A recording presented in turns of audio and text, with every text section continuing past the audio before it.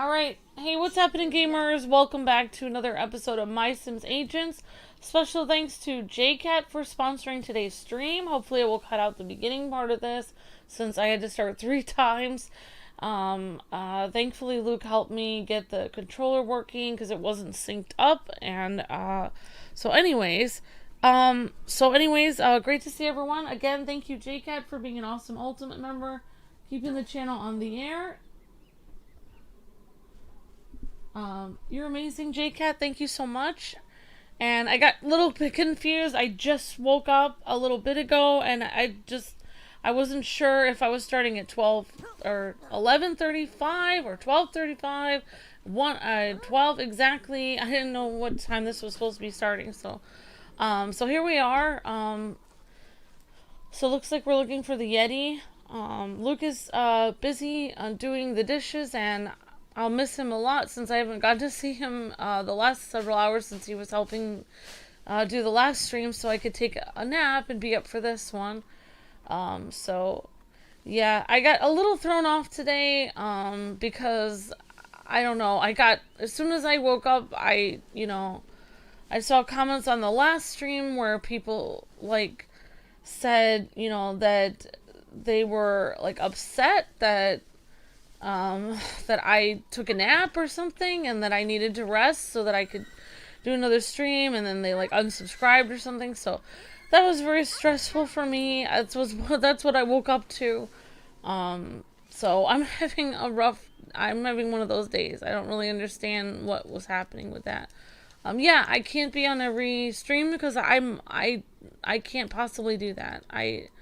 If people are going to unsubscribe because I need to rest, then that's pretty mean of them or to do that.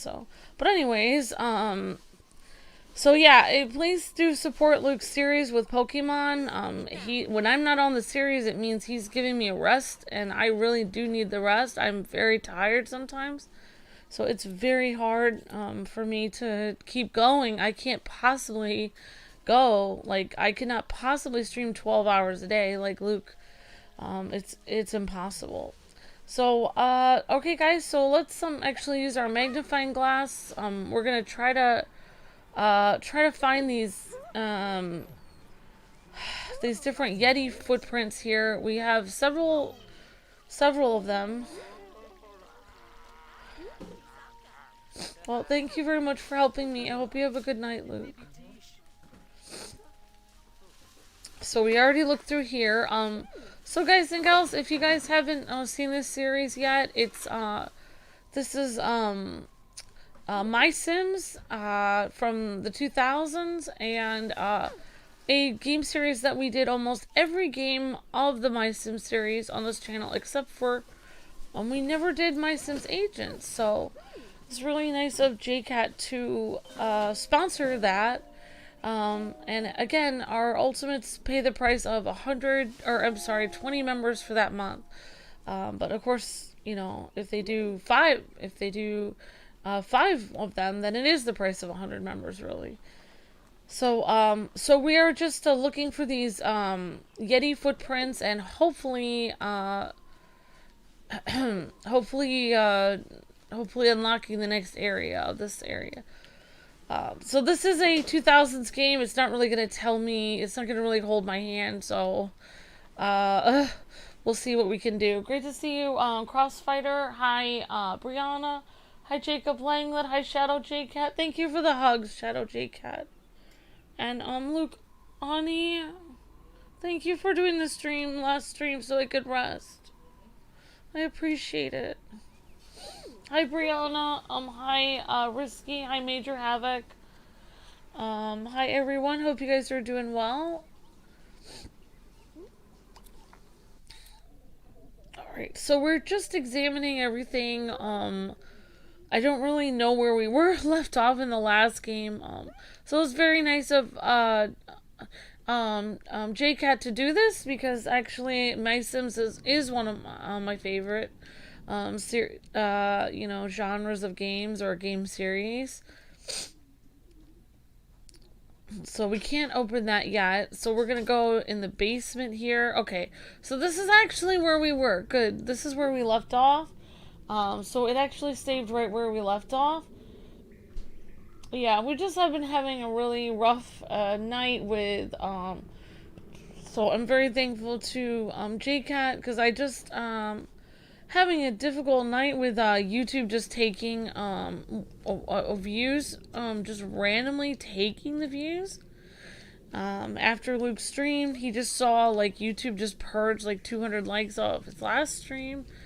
So it's just frustrating. Like when I'm there, I'm usually like constantly asking for one more like in the chat over and over and over again. Of course, I don't have to worry about that because this stream is sponsored. So thank you, Jaycat, again for all your generosity. It helps tremendously.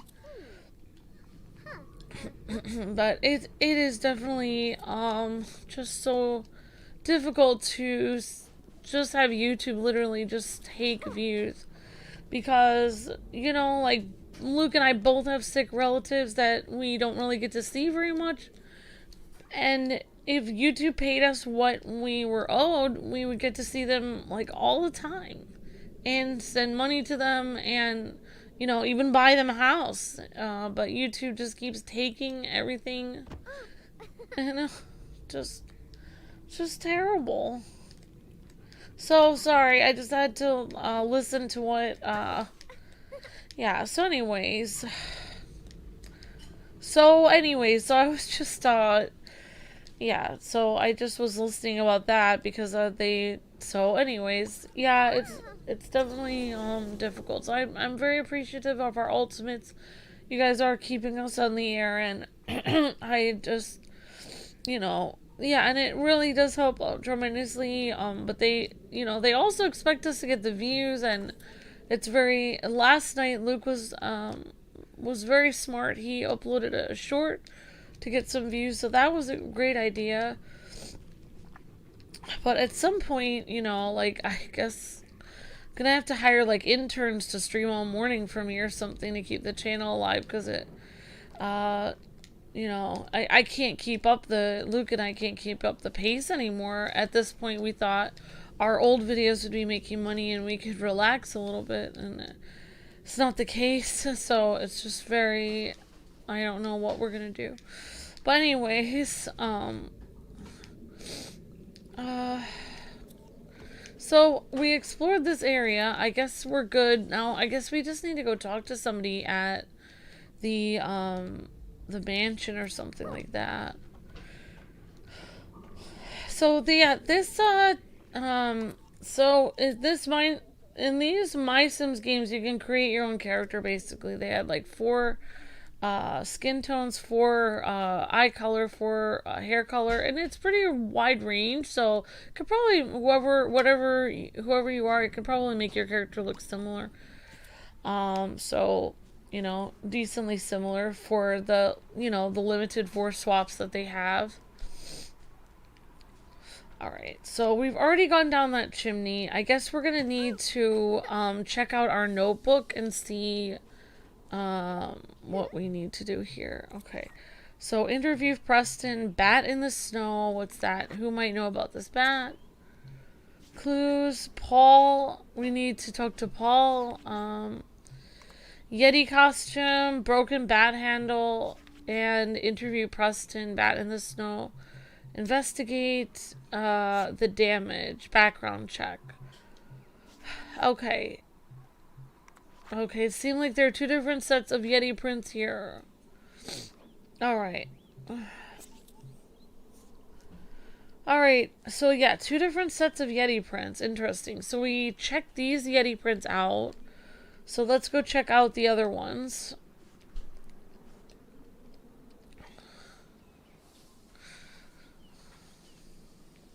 Alright, so I don't know why I'm holding my crowbar. Alright.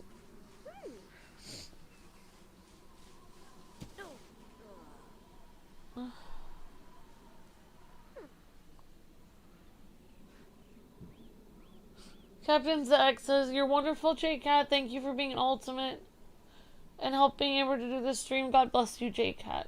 Yep, definitely.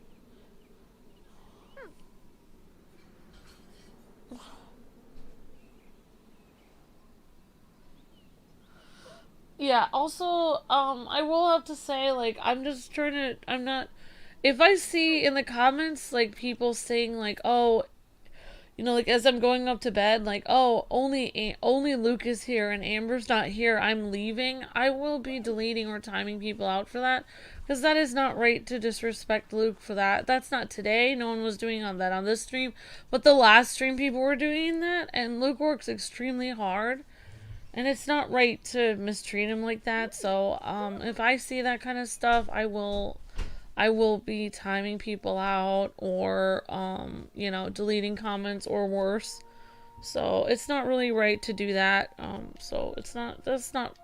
I don't want to. I don't want to come off of, like trying to relax for a minute and then come off of and find that people are being mean to my husband. That's not very nice. It really hurts my feelings a lot. It doesn't help me at all.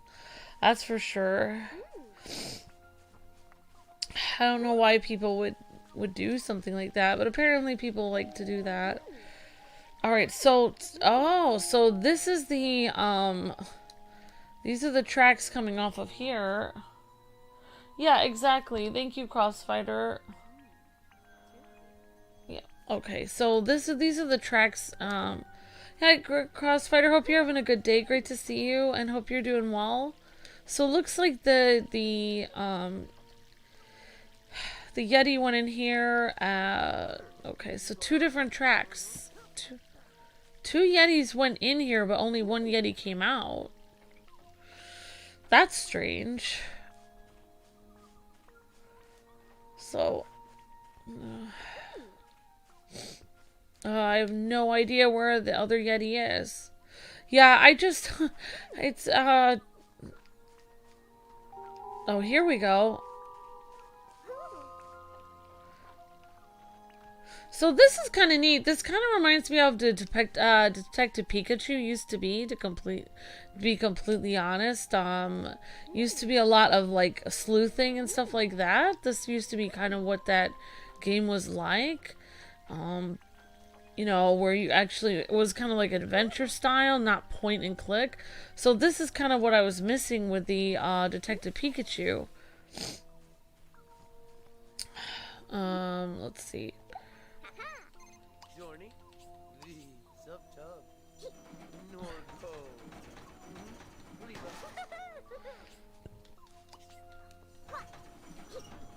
Oh, thank you. Great to see you too, Crossfighter. Thank you.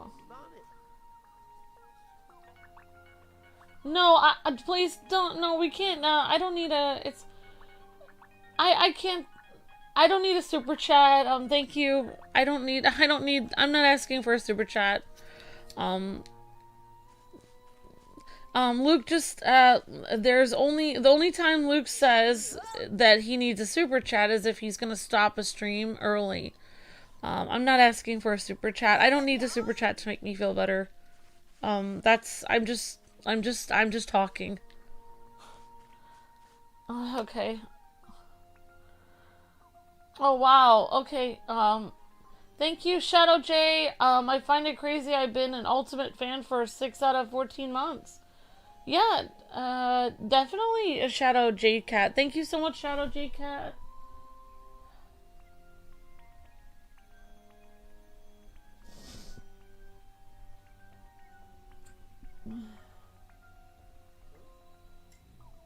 Yep, thank you for being an Ultimate member.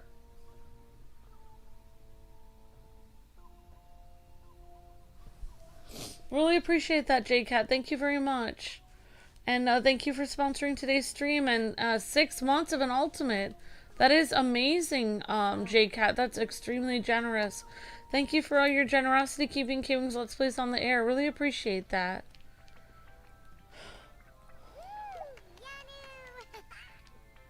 Alright. Alright, so let's talk to this person. Yeah, I'm just venting, guys. I'm not asking for anything. I'm just venting. The stream's already paid for and more from Jaycat, so we're good. Thank you again, Jaycat. You're amazing. Thank you so much. Okay, so I'm just gonna try to talk to this lady. Here we go. Alright, so we just have to ask her a few questions. Of course, those are novelty baseball bats. that we sell here to support our off-season minor league baseball team, the Yetis. Have you sold a bat like this to anyone recently? Not that I can recall, but we sell lots of bats, so I imagine anyone could have found a spare one somewhere in the mountains. Anyone? I'll never find out who destroyed the hot tub. Oh, if they destroyed the hot tub, you can probably just review the security camera footage. What? You have a security camera?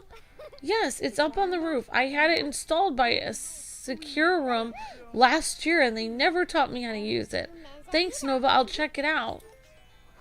Can I retrieve the video footage from the camera on the roof? Okay. Alright. And snow cone time. Don't eat the lemon ones.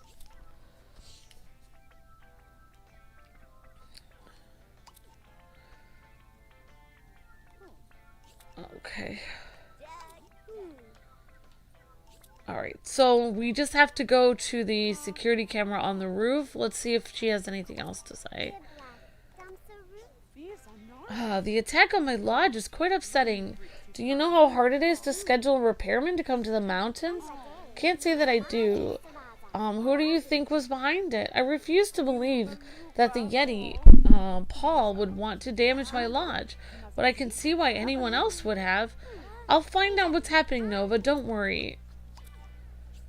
A second Yeti? Heavens no. Is there one? I'm beginning to suspect that there's more Yeti than meets the eye with this case. A second Yeti. Imagine the possibilities. I could finally create this his and her I'm with Yeti clothing line I've been dreaming about. Let's not get carried away. I'm not quite sure about this other Yeti yet.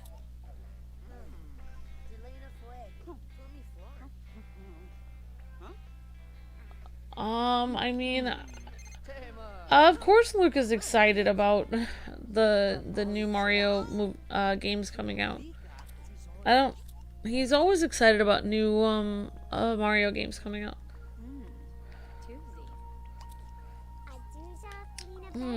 I'm beginning to suspect another Yeti. Another Yeti? Do you think it might have known about Morcubus or my dad? I'm not sure. I don't even know where it is. Well, I think finding it would help us get to the bottom of this. Maybe Morcubus is creating a Yeti army. That seems a bit extreme. I'll see if I can track down our potential second Yeti.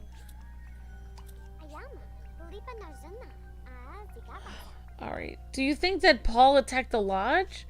I hope not. If the agency takes him away, we'll never get to fully question him. Well, I'll do my best to clear him, but I'm not sure where the evidence will point yet. Just get me answers, Amber. I need to find my father.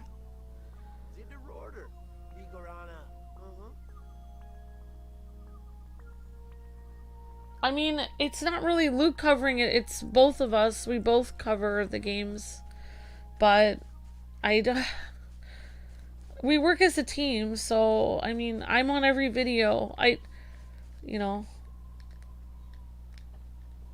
I'm always here on the videos. I only take a break once in a while. I've been on like every video all this week except for one time I took a slight nap. We do this channel co-op together, so all the games that we do, we cover together. Alright. If you guys have questions that are specific for Luke, you guys can always come to a stream where he's there, and then you guys can ask him. He's not around at the moment, but you guys can always leave it in the comments, and he might be able to respond later. This might be part of the Lodge's satellite internet system. Alright, so let's see if we can find the security camera. Whoops, we just fell down.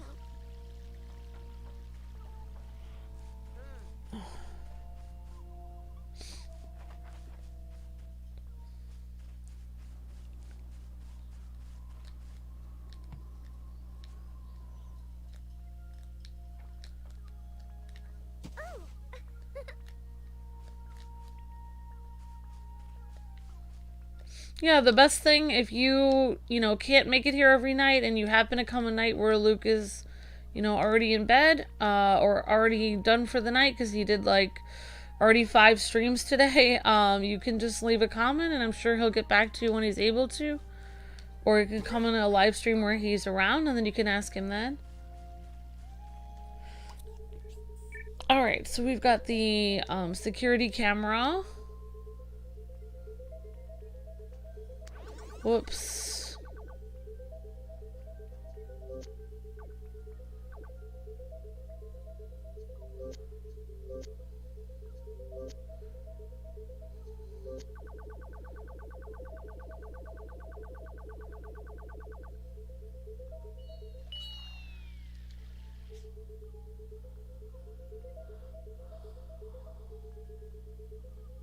I have covered a lot of games on my own, and I don't have Luke's help on my games. We do co-op together. I don't need Luke's help he doesn't need my help. I don't need Hoot's help. We do games together. I don't need his help for anything. He doesn't need my help. We do co-op channel together because it's fun.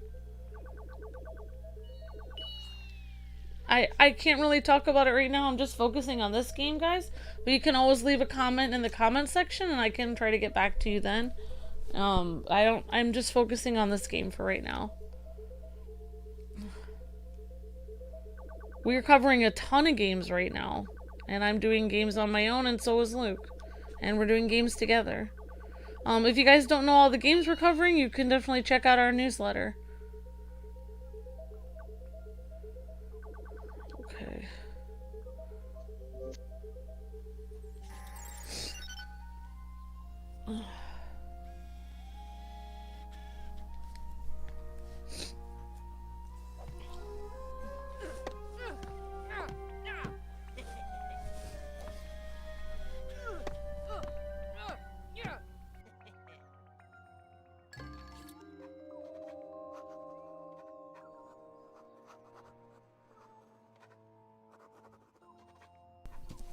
Alright, the footage shows someone destroying the hot tub with a bat, but it's not Paul. It looks like another Yeti. Who vandalized the chalet? Somebody vandalized... It looks like another Yeti. So maybe somebody in a Yeti costume was trying to frame the Yeti. Interesting. Yeah, guys and gals, when I'm in, you know, I'm basically usually focused on the stream at hand. I can, you know, answer a very quick question like, oh, you know, did you see the Mario trailer? What did you think about it? But to think of like, oh, what kind of games would I want to do in the future? That's, I don't know, that would take a long time to think about.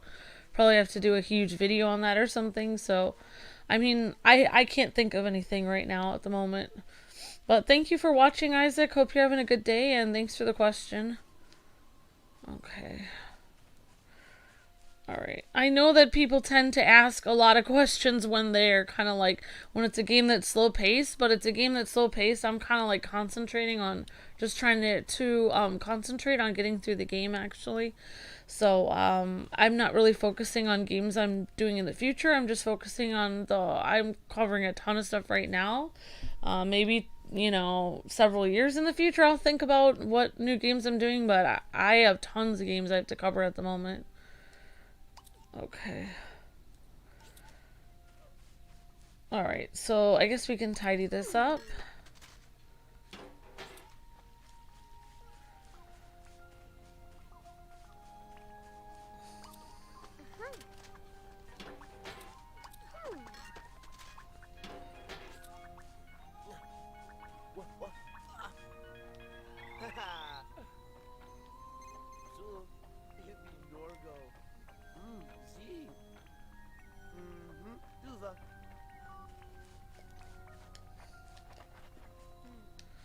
Alright, so, I guess we can see if there's a call from someone. One of your team figured it out. It's one of Dr. F's new blue. Your team figured it out. It's one of Dr. F's new blue immersion blunders. Somehow managed to damage one of its wings and landed in here trying to recover, but then just went to hibernate mode. I think I'll just teach it to follow me. Alright, thank you. Hooray! We managed to vanquish the creature. I can go back to working on my buildings, foundations, without worrying about my random attacks for now. Okay, so these characters are actually people that I'm sending out, like junior assistant people. Bad news. I'm afraid surveillance footage showed that our stakeout team was disorganized and let coverage slip for a few critical minutes. We'll have to start over again. Alright. The blue thing seems to have shown up because it's looking for a new home or some kind of shelter. Alright, so this person gave me a whole bunch of text messages. Alright. Alright, I think we're good with that. Let's get our notebook and let's see what else we need to do. Here's our clues. So we have Yeti costume and a broken bat handle. Leads, investigate the damage, interview Preston, background check. Do the official agency records back up Rosalina's claims? I should investigate the damaged lodge equipment. I should interview Preston about his disappearance. Okay, so we have to find Preston and interview him.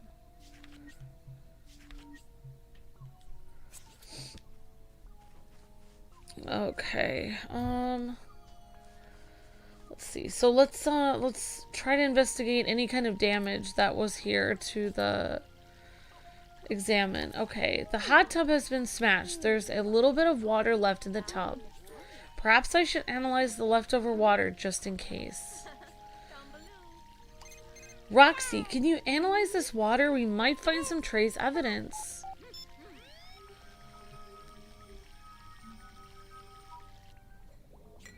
Oh my gosh. This mini game over here.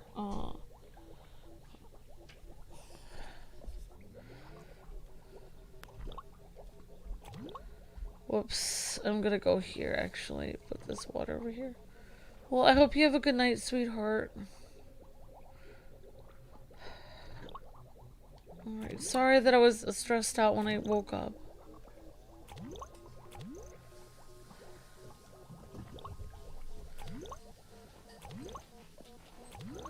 Whoops. Alright. Oops, I can't do that.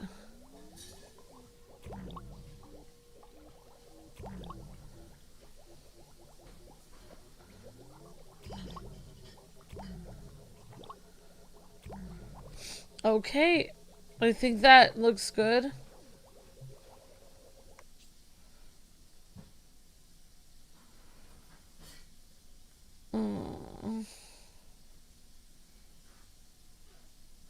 Okay, so that is bonded with too many. Okay, so we don't want to bond it there. We'll go here.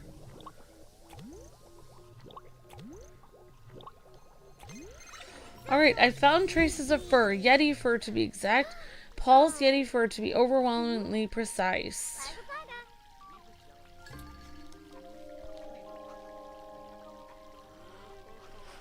Paul's fur was all over the hot tub. It was left there as Paul destroyed it. Paul. Who vandalized the chalet? Looks like Paul was the culprit. How is Zelda and Link? Pretty good. Only Link is out right now, actually.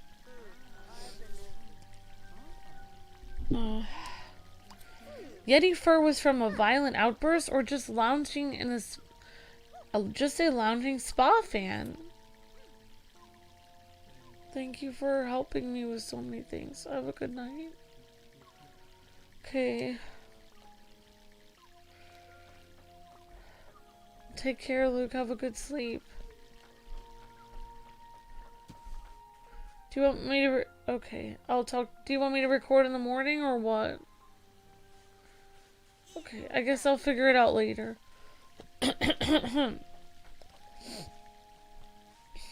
Alright, we're gonna try to examine this.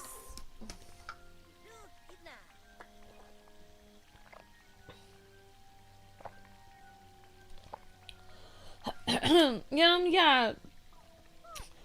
Oh, thank you, Tim. That was very sweet.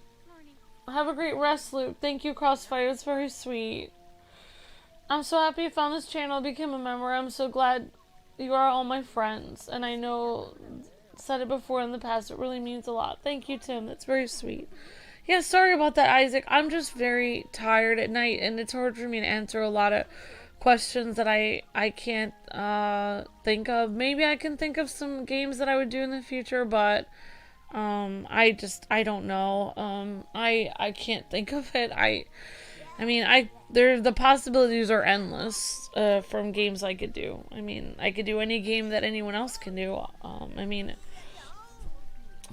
doing Arkham right. I did all the Arkham games, so I could probably pretty much handle anything that anyone else could handle. So I don't think I am limited to any games. Alright, this stuff has been smashed with quite a lot of force. Alright, so we already examined that.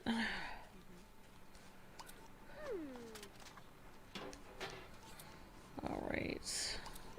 Darn, the ticket booth is closed. Alright. I think there may be a second Yeti. You better find and detain it immediately, says Agent Rosalina. Or Rosalind. How can you be sure that it's done something wrong? Every good profiler knows these criminals work in pairs. Or do they not teach that at special agent school?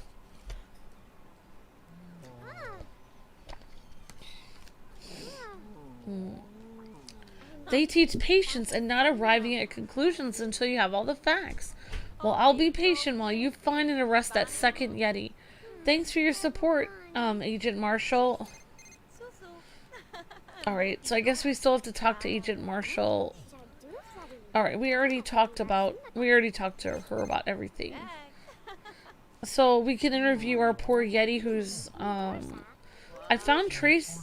Oh, it's true, it's true! I used the hot tub last night. I love a hot warm bath. So you went hot tubbing here at the lodge? So relaxing. Sometimes I sneak down at night to soak, but I didn't destroy the tub. I'll be honest, this doesn't look good for you, Paul. Yeah, let's see. Are there any other Yetis around? Other Yetis? I don't think so. I've never seen any. I've come across some evidence that suggests you might not be the only Yeti around these parts. Really? How exciting and a bit nerve-wracking. Well, I'm still trying to figure out exactly what's going on. But you've never seen another Yeti? Nope, but keep me updated. I'd like to know if I have a neighbor. Yeah, so... Okay. Guess we can try to go up the lift and then check out up here and examine some more stuff.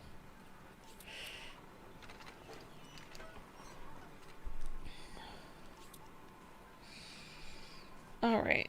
There's a bench. This is where a Yeti was, I think. I don't know if there's anything to examine here. We could probably use a crowbar.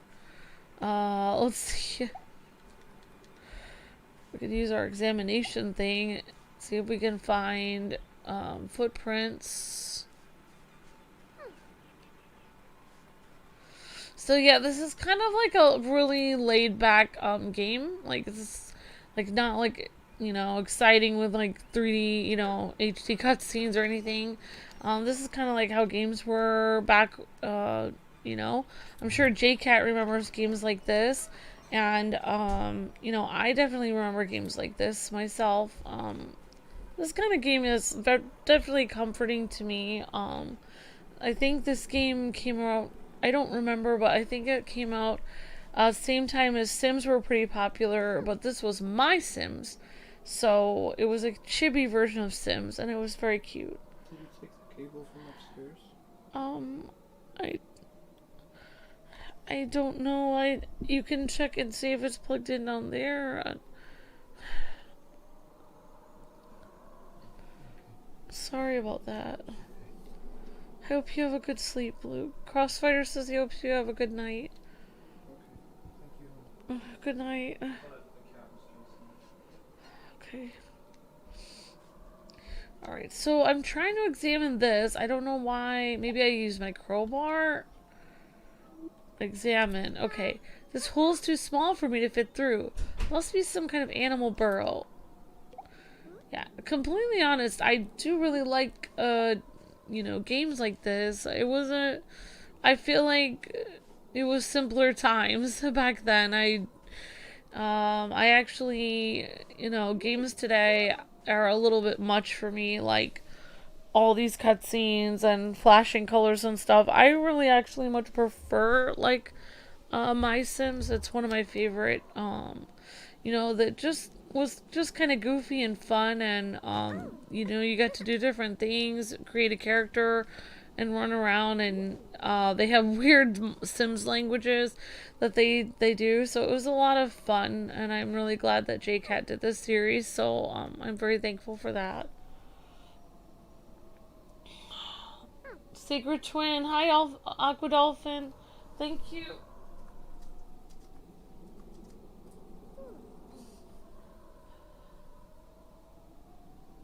Thank you, Aqua Dolphin, for the super chat. Really appreciate that. Thank you so much, Aqua Dolphin.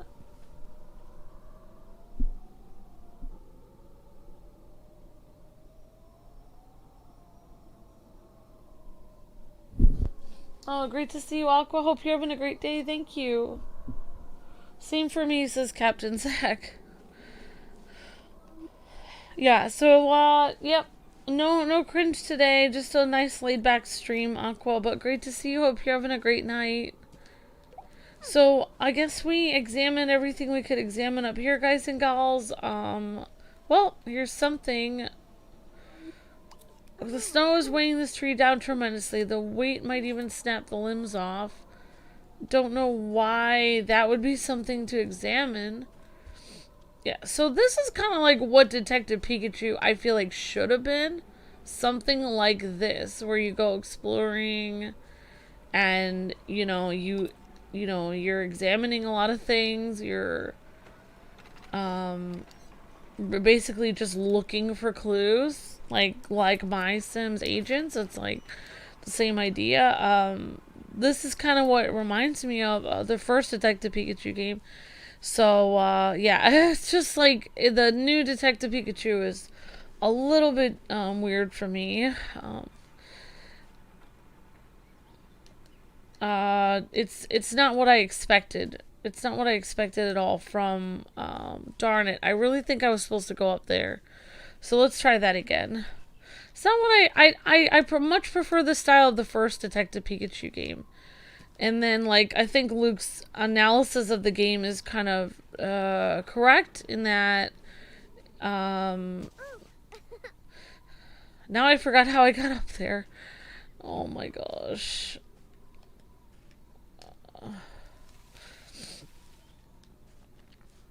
Yeah, I think Luke is kind of correct on what he said about the game. The second Detective Pikachu is that, they make it like a visual novel where you're just basically playing through you're basically just reading through all the character dialogue, and the game kind of plays itself. Like all the things are solved for you. Like this is a game where you actually have to solve the crime.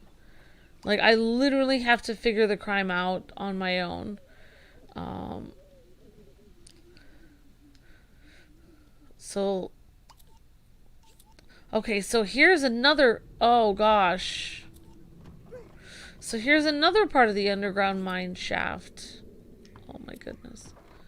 So this leads, so two different places lead to the same area then. Okay. I forgot how to jump, actually.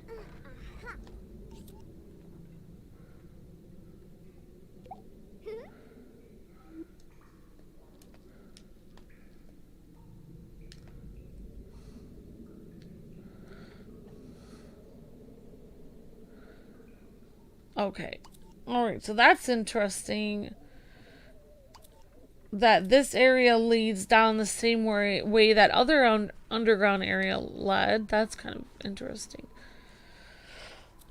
Alright, so I'm gonna try to go back.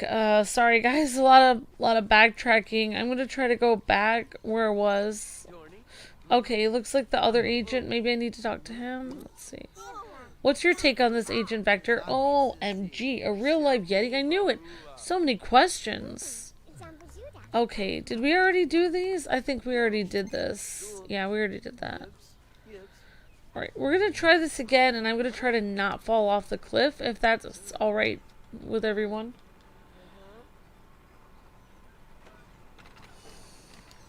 I'm good. How are you doing, Dozenar? Good to see you.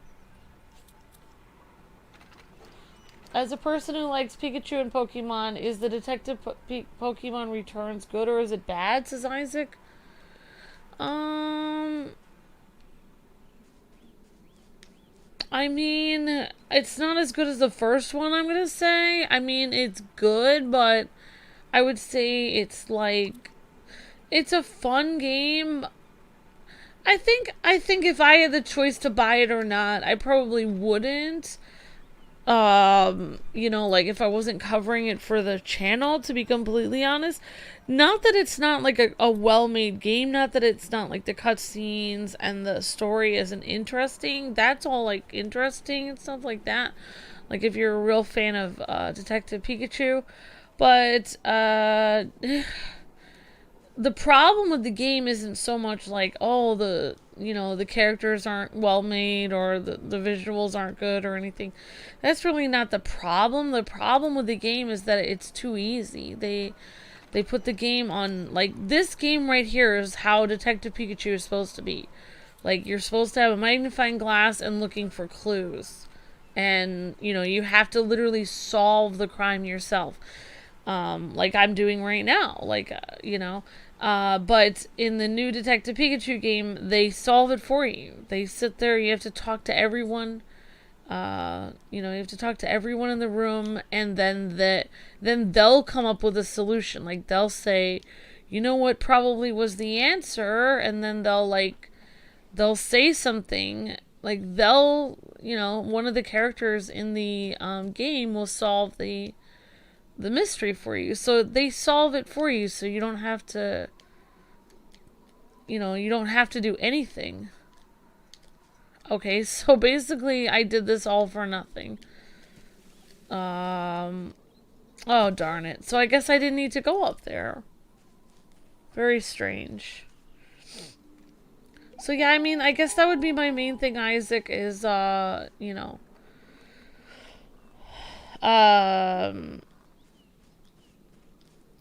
it's just they just made it too easy. They just made the game too easy. Like I think Luke hit the the description of the game on the nose when he said it feels like we're playing Blue's Clues, because that's exactly what the game feels like. It's like they're like, "Huh, do you see a clue, Pikachu?" And then it's like they wait around and then the NPCs tell you what the answer is. So, it's frustrating to me for somebody who would rather figure the game out myself. I would rather figure it out myself. It is frustrating, the new Detective Pikachu. So they made it basically, it's much much much much much much easier than the last game. Than the last Detective Pikachu game. And not that the first Detective Pikachu game was hard, but it just allowed you to solve the puzzle on your own, which is what I play a game to do. I play a game to figure it out myself, not to have it like told to me. So that's the only frustrating thing about the game. If you don't mind that the game tells you the answer and doesn't really, it basically holds your hand way too much. They've dumbed it down a lot. There's that, and I also don't like the fact that they kind of took the story, like the original Detective Pikachu, he was literally Pikachu with a detective hat. So it wasn't really his dad. It wasn't the protagonist's father in a Pikachu body, that we know of. I mean, and so they kind of took the plot from the Ryan Reynolds movie and just kind of like put it onto the game. So that was kind of annoying too. That was another thing I didn't like about it. So those would be my two main problems with the new game. So yeah, the main reason I probably wouldn't buy the game is it's just way too easy.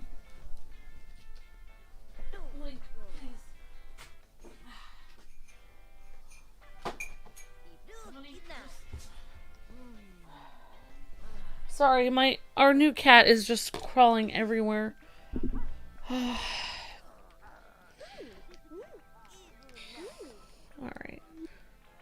Yeah, so Alright, now we're gonna look up some file records, guys and gals, and see what we can do with that.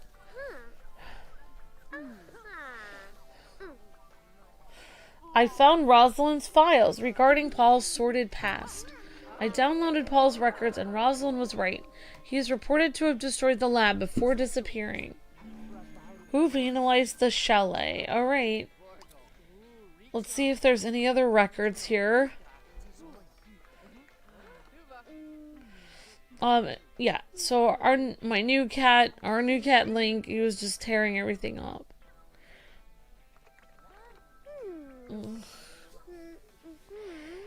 We will be, to answer your question before, Isaac, we will be doing, Final Fantasy VII, remake. We did the first part of it, and we'll be doing the next part of it. Alright, looks like I'm already done with that. I don't really want to sit on the couch. Let's see if there's anyone else I can talk to here.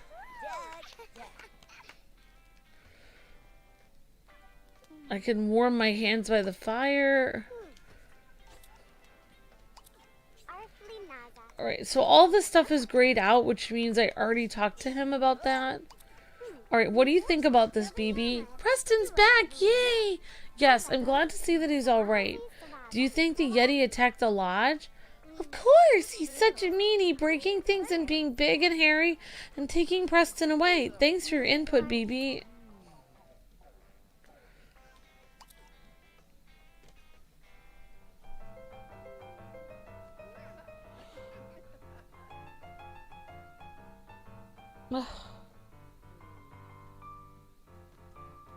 Oh, you found the FPS is slower on the Switch? Sorry to hear that, Doesn't R. Oh, you beat Crisis Core before the remakes? Awesome, Isaac. Yeah, we did Crisis Core as well. Started watching you guys when you were 7. Oh wow, Sharp Tune. Yep.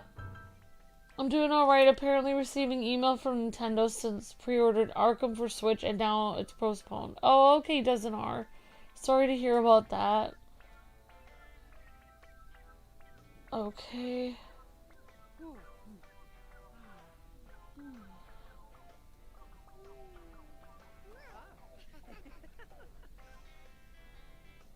Okay. Oh, thank you again.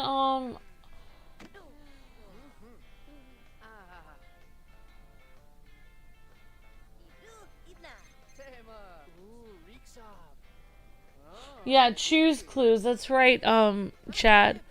Yeah, I mean, like, games like this where you have to do a lot of backtracking, some people may find, like, 2000s, like, games from the early 2000s like this kind of annoying, but I like it because I have to figure it out.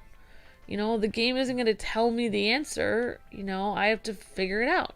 I have to wander around, backtrack, get angry, frustrated, and, you know, just talk to people and try to figure stuff out. Okay, here's Preston. Are you sure that Paul was in that tent? I'm certain. Why? Well, it now looks like there may be more than one Yeti. Multiple Yetis? I knew it would take great forces to cause this kind of destruction to the lodge. Did you see any other Yetis when Paul took you? Yeah, now that I think of it, there were tons of Yetis in that cave. Tons of Yetis? I find that dubious. Thanks for your time. So this is Preston. Let's see, any idea what happened to the lodge? How would I know? I just got away from the Yeti. I was in his cave all night and all day. Paul held you prisoner in his cave? Yeah, it was scary and empty and dark. He knocked me out and ripped my shirt. Okay. Wait, you were in its cave? Maybe there are 2 Yeti caves on that mountain. I only saw one. How did you escape? The Yeti tied me up, but then when it went out, sometime this morning, I managed to loosen the ropes and run down the mountain. I have a few more questions for you. Your shirt looks fine. Did you change? Well, yeah, I wasn't going to show up looking like that. I stuffed the ripped shirt into my luggage before I ran out to warn everyone. Would you mind showing me that ripped shirt in your luggage just to confirm your story? No, I don't have to show you anything. The Yeti is the threat here, not me. Fine, I'll find out what happened without your help. I should check Preston's luggage to confirm his story. And one more question for Preston.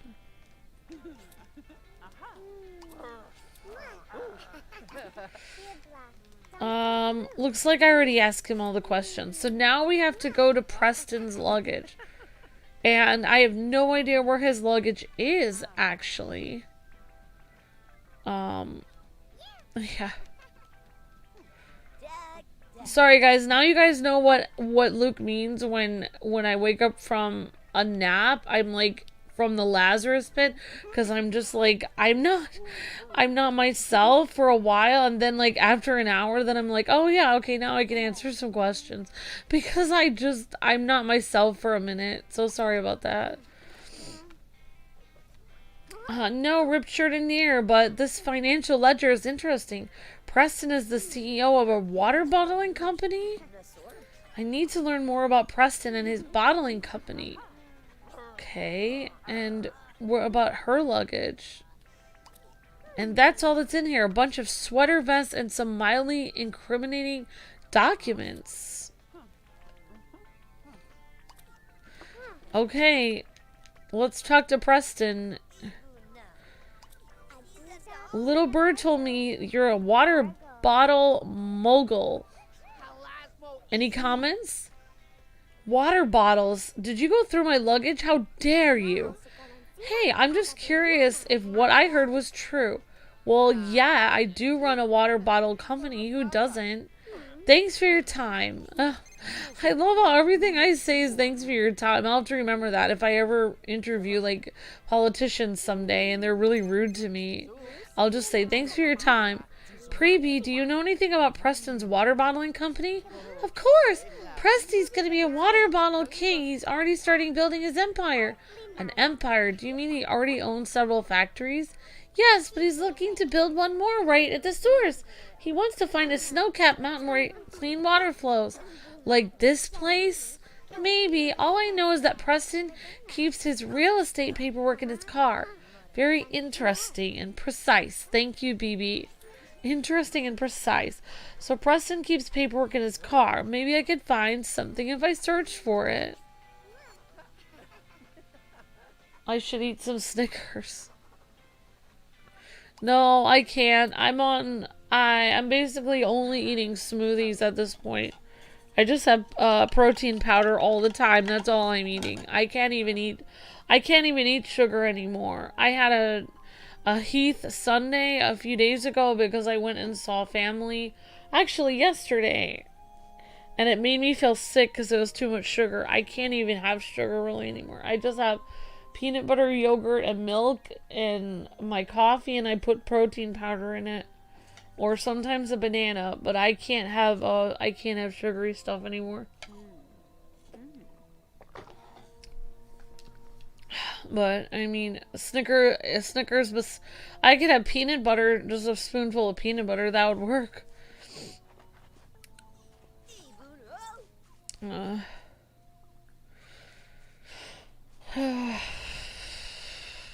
That's probably the other reason why, like, I mean, I probably do, I mean, I don't even have, like, a lot of the times Luke and I are working so much, we don't even have time to cook or eat, and on the days where it's very stressful, I don't want to cook because the stove, gives Luke a migraine, so I don't really want Luke to, on top of having to do 12 hours of work that day, have a migraine on top of that. So I don't even cook that day. So all I have is protein shakes. A lot of the time, well, like today, I have a lot of fruit and I have some fish, some frozen fish I was going to bake, but I can't bake it because I don't want to give Luke a migraine. So I got a couple sandwiches at Arby's, and then I just, for Luke, because he needs the meats. And then I have protein shakes for myself. Oh my gosh. Alright guys, so it looks like it's kind of interesting. What it looks like to me is that Preston, who's this rich guy who said that the Yeti attacked him, said that he had to claw his way out from the Yeti cave, even though we went to the Yeti cave and we met the Yeti. The Yeti's very nice gentleman, and he's never hurt anyone. And he's never hurt, he's always left people alone, and he even has nice furniture in his cave. So, we can actually go up to the Yeti cave right now, and I can show you guys what it looks like because, the Yeti is a very nice person. Well, he's a nice Yeti. The Yeti also said there are no other Yetis on his mountain. So obviously, what I think Preston did is get in a Yeti costume, pretend that the Yeti kidnapped him, and then he started ransacking stuff in a Yeti costume. And he made up that story obviously because his shirt. He said his shirt was ripped up. We looked in his suitcase. There's obviously no ripped shirt there. So that means that he completely lied about that. So we can talk to, I think this is the Yeti's name is Paul. Okay. Here's Paul. Yeah, I found Paul, just a few more questions. Sorry I got you into this mess, Paul. Thanks, Amber. I don't think this is your fault, nor can I really blame the others. I probably locked me up as well. Well, I'll find the truth, Paul. You can count on that. Right, so we're going to go right up here, and we're going to take this, we're going to go up, we're just going to see Paul's, we're just going to go up to Paul's mountain for a minute.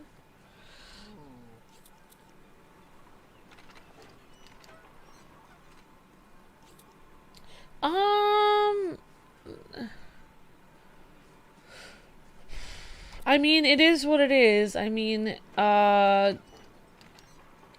you just get used to, it's just like if we were in the army or something, you'd have, like, hardly any food, too. I mean, a lot of people eat, like, in Japan, people work extremely hard, and sometimes they just have a little cup of ramen to get through the day at their desk. I mean, it's hard work. Like, when we say we work hard, we definitely work very hard. Like, I streamed this morning. I got up at 7 something, and was let's see, streamed at 10. Luke had been up all night working, and streamed at 10, and then at 12 had to make sure the noon video went up. Took about until 2 o'clock, 1 or 2 o'clock to just try to, like, make sure I was retweeting and sharing the noon video. And then by 2 o'clock I was exhausted, but I still had to do the newsletter, and then I had to stream at 3, and I was tired. So I just read for like 10 minutes, listened to a book on tape, and then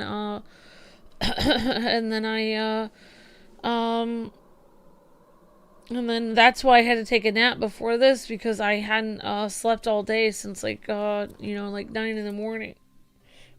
Because I actually got up at 7, but yes, today I slept in a little bit later than normal, so I slept in until 9:30. But usually I'm up like way earlier getting stuff done. But yeah, I mainly, it's like stream, and then set up the streams, then do the newsletter, then do a bunch of housework.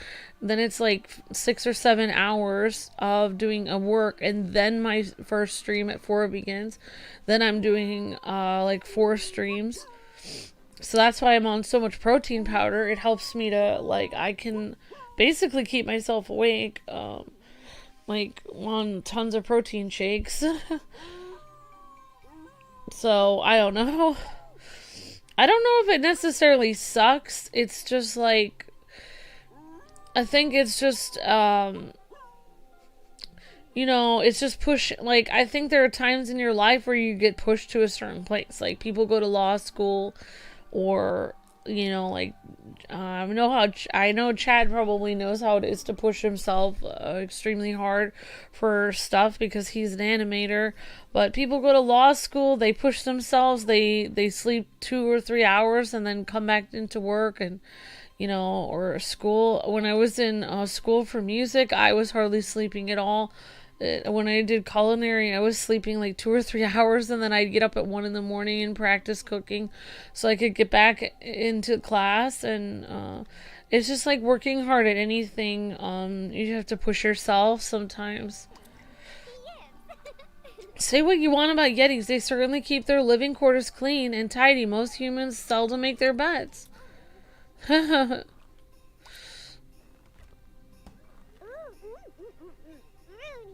It's just kind of interesting, like, in the 2000s, noticing, like, she said most humans seldom make their beds, whereas today's culture kind of implies that everyone does everything perfectly, everyone does everything right, that you, the person at home, are the only one not doing anything right.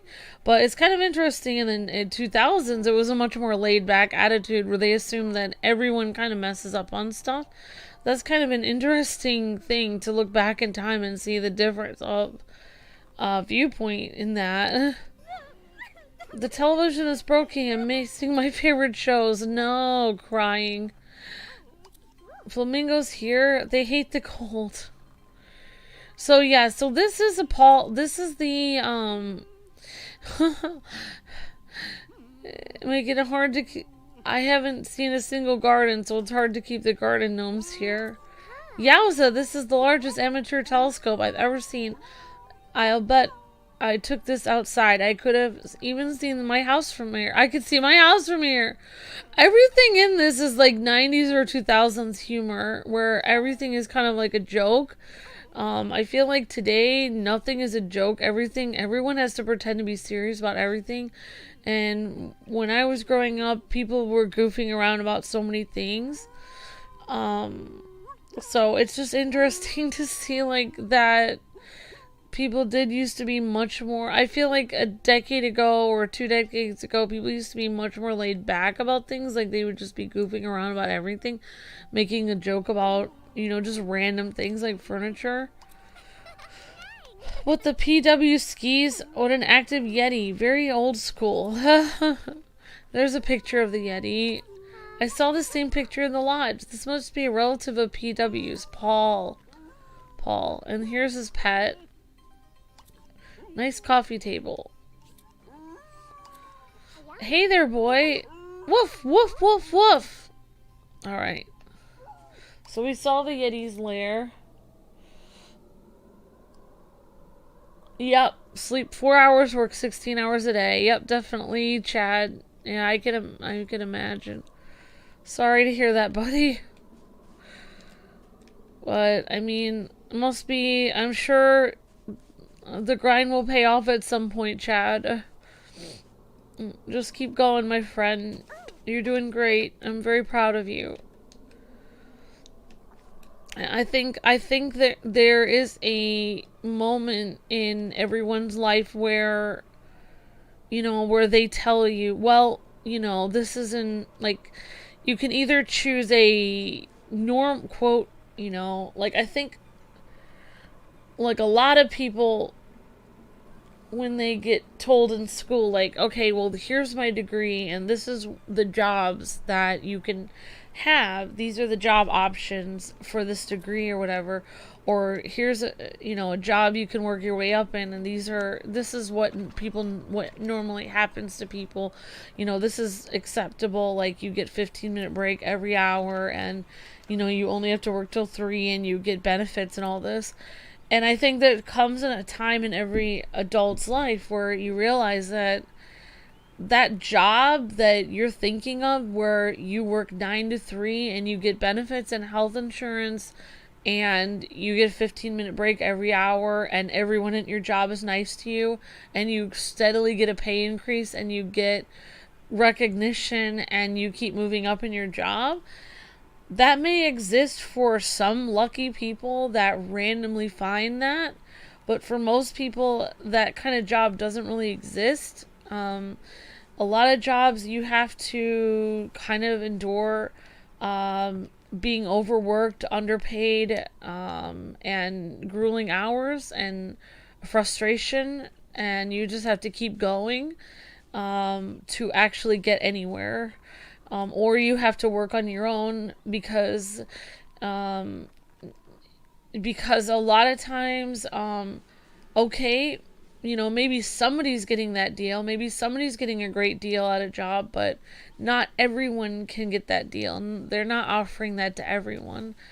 And eventually, you have to, either you sit there and wait for a deal like that, wait for your dream job, or you just start working your tail off at whatever job you're already at and whatever you already want to do. Like, so it, it seems like it's a lot like, oh, it sucks to, like hardly eat anything and work yourself every day and hardly sleep and push yourself. But that's kind of what you have to do. Eventually, a lot of people find adults or whatever, or young adults or older adults, whatever, they find that they have to end up doing that at some point because they're really the dream job that they feed you in school and in college doesn't really exist. It's not a real thing. Like maybe it is for a select few people that randomly find a lucky in somehow for that, but for most people, it just doesn't exist. And you kind of have to create it yourself. You have to push yourself. Like say I mean that's kind of why Luke and I started doing YouTube. It's like say you need to pay, you need to visit your sick grandma and you need to visit your sick mom, or you need to pay for medical bills, and you're working 9 to 5 and it's not paying that much.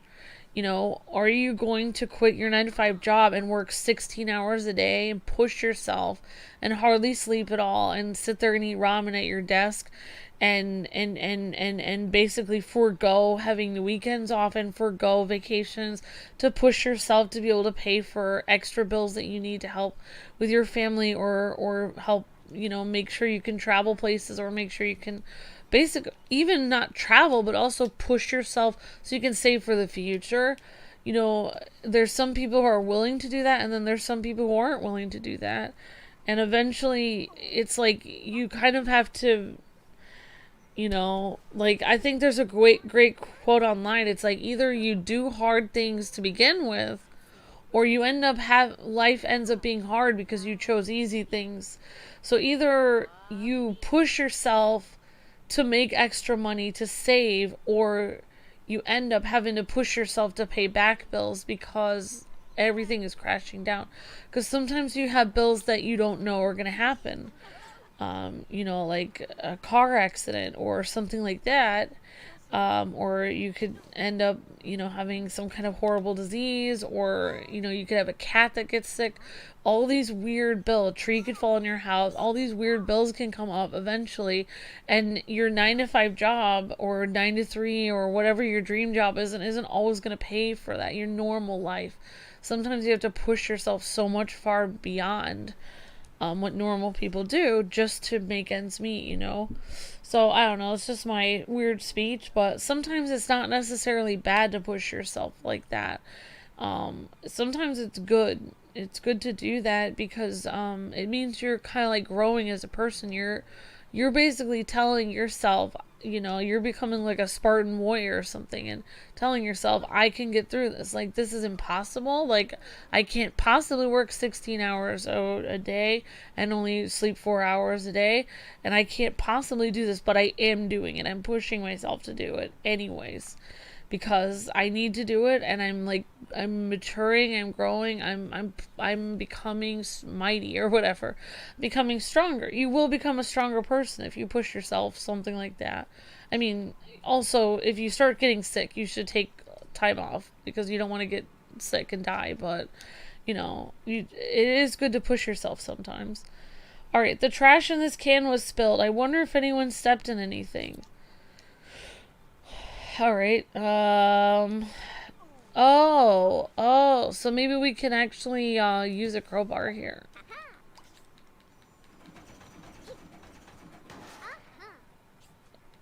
Okay, and then I can examine it. Oh, wait, I don't want to tidy it up. Examine. So this person...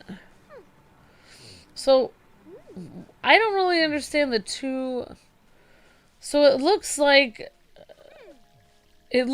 these blue footprints, that is Paul's feet, I think. And these other light blue footprints are not Paul's feet. So where did Paul go after he was in here? Oh my gosh.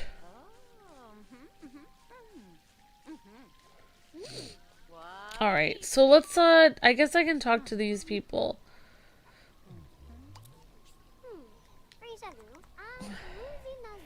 Or at least I'm trying to rationalize being pushed extremely hard by YouTube. So maybe that's why I gave my huge speech about, like, oh, maybe it's a good thing. But, yeah, I mean, like, I like Luke and and of course, like, some other, I think, like, it feels like Chad is being pushed beyond what his. I don't work for me, I work for my loved ones, says Chad. Aw, that's awesome, Chad. I agree, Amber. Aw. Yeah, see, Chad knows what I'm talking about. Hi, Jeffrey. Hi, everyone. Yeah. So, I mean, like, I think sometimes, life is not fair. It's like, what if your company is going to pay you way less than you're owed? You know? Are you going to just be like, well, sorry, I can't get, a doll for my kid, or I can't get, I can't pay for, you know, fixing the car this month because I'm getting paid less, or, some people, or are you going to be like, you know what, I'm going to try to do everything I can to try to push myself so I can pay for that extra thing I need. But it's definitely hard. Like, it goes both ways. Like, people criticize Luke and myself because we work too hard, even though, they didn't really want to have people, those same people didn't really want to. They thought that we had too much time off before, and they thought we were so lucky before, and that everything came easy to us before, and were angry at us about that. And then when things got hard and we pushed ourselves for working, then they criticized us for working too hard. So people are never happy. Like, people are just never happy. No matter what you do, they're always going to criticize you, no matter what situation you're in. And I'm talking about, like, family and, other people from the outside. So the best thing you can do is just, you just have to keep going. You have to know, like it says, like, know thyself. You have to know who you are, regardless of what anyone else says. Like, you have to decide, like, go inside your room and just tell yourself, like, this is who I am. Like, I enjoy, doing this for a job. I'm doing this because I feel that this is, it makes me happy. It makes other people happy, and, I'm doing this to feed my family and to take care of bills. And, I think this is a good, I think this is where I'm supposed to be in life. I think this is where God wants me. And I'm going to keep going until, God tells me to do something else, or I feel like, this isn't working out. But for right now, I know this is where I'm supposed to be. And whatever anyone else says, like, it doesn't matter. Even if every single person in the world came up to me and said, like, you're making a mistake, you shouldn't be on YouTube anymore, or, told Chad, you shouldn't be an animator anymore, too many hours of work, it doesn't matter. Chad's a great animator, so he's not going to listen to them because he knows who he is, So, you have to know, that's one thing about being, like, as you get older, it's just, like, you just have to, like, decide something, and then what anyone says, even if it's a grandmother or mother-in-law or father-in-law or whatever, once you're an adult, once you're over 18, they don't really have, they seem like they can tell you what to do, but really they're not. Say they told you quit your job. Say my mother-in-law, and my some of my family members always told me I should quit YouTube. Say I quit YouTube for them and did what they asked me to do, and then I couldn't find another job. They're not going to help me find another job. So, like, me taking their advice and doing what somebody else wants, even though I'm an adult and they're an adult, that would be stupid for me to do. Because what if I can't find another job that can pay my bills after that? It's up. They're not going to help me out. They're not going to be like, oh, sorry, I gave you terrible advice. I'll give you another job to make up for it. They're not going to do that. People always give people terrible advice, and then they never take responsibility if that person takes their advice and ruins their life. So, you have to really take what people are saying with a grain of salt. You can't listen to people online or your family members or friends that tell you, like, oh, you should stop, working here, because they're not going to pay your bills when you quit. So you just have to keep going, You can't worry about what other people think, because unless they can guarantee they're going to pay all your bills and take care of all your household expenses, then they really can't tell you what to do. So, yeah. So you just have to keep keeping on, I mean, really, life could always be a lot worse, as long as you have a roof over your head. I mean, there's a lot of people, like, when a lot of people have they get like delusions of grandeur and stuff like this. When Luke and I went to LA, when we went to and we were there, and there was Hollywood there and all this stuff. We noticed there was, we've never actually, I've heard about it happening, but I've never actually seen it with my own eyes. But there were so many people, waiting tables and driving cabs, and homeless people that had gone to LA to be famous and rich, and were ending up homeless, with holding a sign or just waiting tables or driving a cab, and or basically living out of their car or living in a tent. And then there were extremely wealthy people there. But it's like, if you give up what you have, like, say you have a job that's hard, and you give that job up because you're thinking, well, this job is too hard for me and they're pushing me too hard, and I deserve to be treated better than this. You do deserve to be treated better. However, there's not that many jobs out there in reality. They're telling you a false lie on the news, like, oh, everyone deserves to have candy and rainbows at their job, and to be, given, gold every time they walk in the door. But that's not the reality of the work environment in real life. There's no jobs like that in real life that are like that. They're telling you that because they want you to think that. As when you're in high school and college, they feed you the illusion that, oh, I'm gonna go to 5 years of this expensive college that's gonna cost me $120,000, and then after I get out of this architecture college, I am set for life. I'm going to be able to find a job easily and then be an architect, and my dreams are going to come true. What if you can't find an architect job right out of college? What if nobody's hiring? What if nobody wants any houses built? You really have to think, like, not everything they tell you in high school and college is real life. You have to research it for yourself. If you research it for yourself and you find there are a lot of people in a certain area looking for houses built, and you do have a great talent for it, and there is a really high higher rate, and it is you've seen other people that possibly became architects and did well, then if you actually research it on your own and actually look at physical examples of people doing well, and it's a possibility that you can make money at it, then yeah, go for it.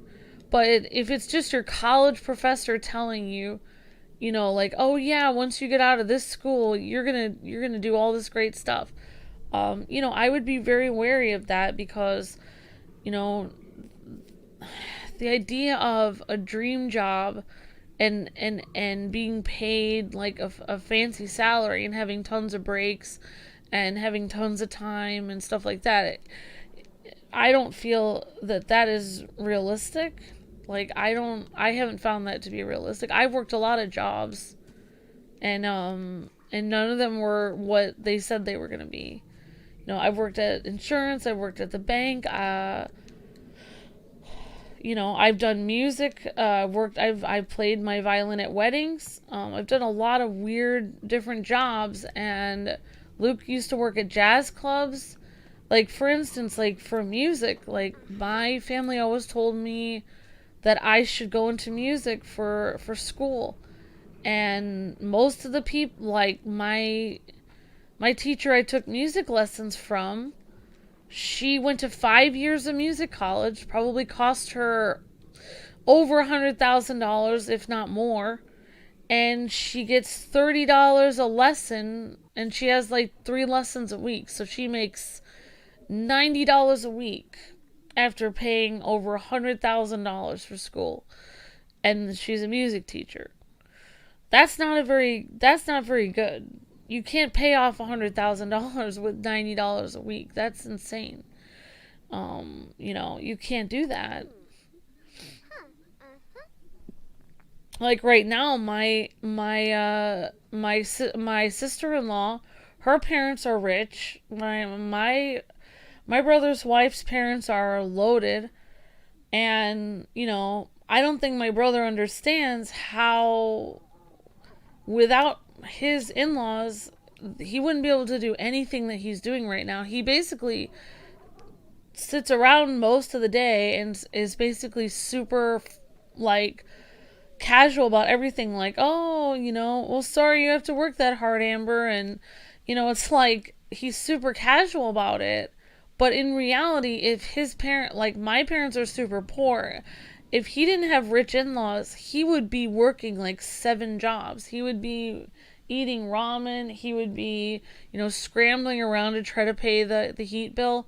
His in-laws just come in and pay everything, help with the house, help sign something for the house. Now his wife is going to a second college for, she went into school for nursing. She only works 1 day a week. And my brother only works 3 days a week. They only work 4 days a week between the two of them. And they have 2 kids and a house. And here I am working like 7 days a week, 16 hours a day to try to just pay for an apartment. So not everyone gets the same deal in life. Like some people are gonna have like if you have parents that are gonna take care of you and are going to basically pay for your entire college and have connections and get you into a fancy job environment, and everything is going to go well for you and you're just going to have everything handed to you in life, then all the more power to you. But most normal people, that doesn't happen. You have to work like 3 or 4 or 5 jobs just to basically put food on the table. So I mean, it's just normal. Like me having to not have time to actually cook and having to basically have 10 minutes between streams to basically scramble for the next 2.5 hour stream, and then I have to do that 5 times a day. It's just normal. It's really not any worse than any other job. It's literally just normal. Like tons of people work that hard. Like a lot of people do. Like I lived in Massachusetts. Most people there had at least 3 jobs, at least. Like a lot of people have to work extremely hard just to survive. It's just a reality. Like, but they feed you a lie in school and tell you that like everything's gonna be wine and roses if you just stay in school, which isn't always the case. You do need to stay in school. That is important. And right now, like I'm reading like all kinds of different books to try to further my education and hopefully, get into another school eventually. But I'm going to have to go to school and work at the same time to do that. But I mean, I've already gone to 8 years of college actually, but it's still not good enough because I went to culinary and then I went for a graphic design and stuff, but it's still not getting me any like high powered job or anything. I still need to learn a lot of skills if I want to keep going with my business. So yeah, I mean, like it's not it.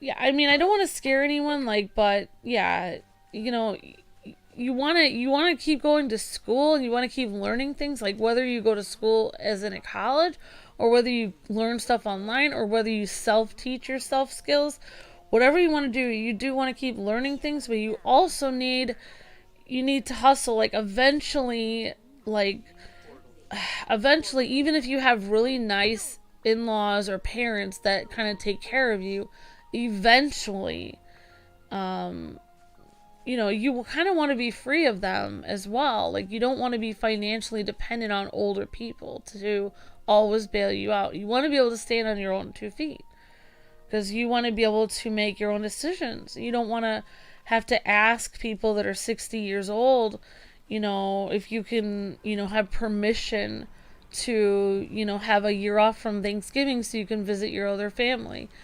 that you haven't seen for so long. You don't want to have to ask other people when you're an adult, when you're in your 20s. You don't want to have to ask people that are 70 for permission to live your life. But if you're taking money from them and they're helping you out with jobs and college and everything, you will have to ask them permission. The best thing you can do is hustle and work as hard as you can to try to stand on your own 2 feet. So it's just normal. I think of it as, I don't, like, other people think of it as like, oh, this is bad, like pushing yourself to not eat or not sleep so you can work more. But I don't really think of it like that. I don't really think of it like that. I think of it, I'm finally being an adult. Like, this is what adults do. They push themselves and they take care of it themselves. If there's a problem, they handle it themselves. If they need an extra, their tire to be fixed, they work extra hours and get it done. It's just being an adult. So it's just normal. Like, I know people want to think that it's not, but society is telling us everything that we should tell everyone online. Like, oh, I feel my job's being unfair and they should pay me more. But that's really not how the world works. If you think your job should pay you more, you should work 30% more hours then. Because that's the only reason they should pay you more, is if you work more. Alright. Alright, so I think I did this. Alright, I used to play baseball, and I was the bat boy. Technically, I don't think the bat boy counts as a player. I've never played with a Yeti bat before, though. I bet Paul would be a great relief pitcher. A Yeti bat. This bat has a Yeti sticker on it. That makes it a Yeti bat. Interesting. Thanks, buddy. Alright, so Buddy is going to give me a hint if I don't know what I'm doing. So, hopefully we can examine... Let's, sorry for the long lecture, guys. Sorry about that. I didn't mean to. Oh, I just get on a tangent. She gets so carried away. But yeah, I just don't like this mentality of, like, where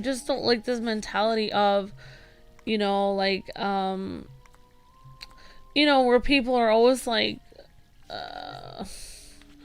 for me, if I was a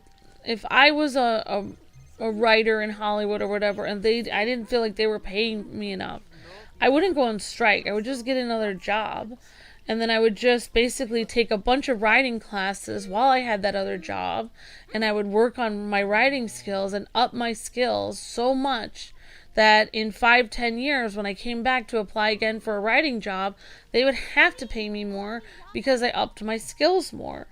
Like, it doesn't make any sense to ask for more money if you haven't actually upped your skills more. It would make more sense if you actually work on your skills, then they would pay you more. So that's the kind of mentality I have. Like, I don't really wait for anyone to... I don't really complain to people when my life isn't going well. I don't wait for somebody to... Oh my gosh, life is being unfair to me. I'm going to wait for someone to give me justice. Only person that can give you justice is yourself. Somebody being cruel to you at work or being mean or saying you're not good at your job, do everything you can to be the best you can at that job. Research everything you can about the job. Get better at your job. Every single night, learn more and more about your job till you're better than anyone else in that entire work environment. And no one can say anything to you after that. Because now they can't say you're bad at your job because you've literally leveled up. You become better than them.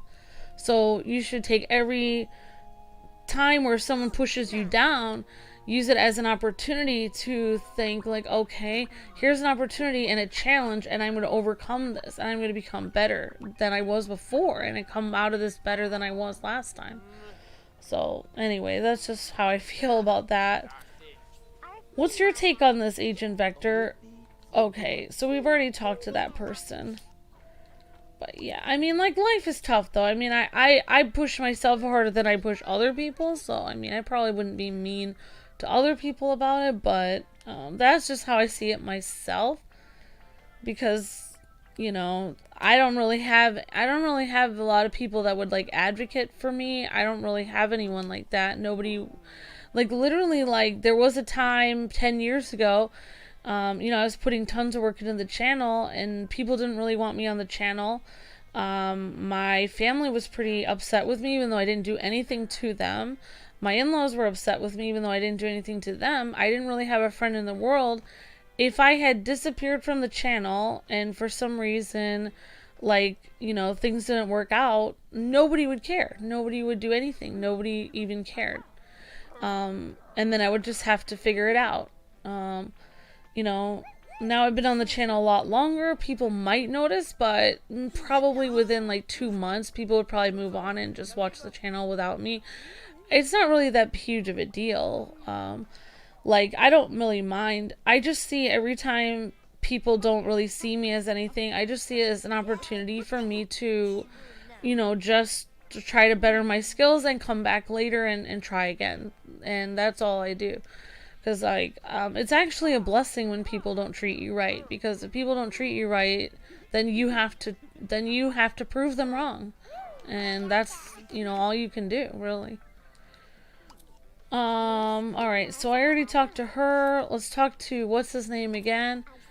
Okay, so let's actually get to our notebook and see what we need to do next. Search Preston's car. Okay, so let's actually go to the parking lot and search the car. But yeah, it is really, like, working 7 days a week. Yeah, as you can see, it is really getting to me, as you can see. But there's really nothing I can do. I can't really do anything about it. Like, there's literally nothing I can do. I could, you know, I could go on my roof and I could scream until I'm blue in the face and say this isn't fair, but nobody cares. And that's just life. And then you just have to work 30% harder than you did last time. Every time life pushes you down, you just have to work even harder than you were before. So it definitely sucks. But that's just how life is. You know, a convertible really doesn't seem very practical in this type of weather. Alright, let's see. Is this Preston's car? Okay, here we go. Searching his car.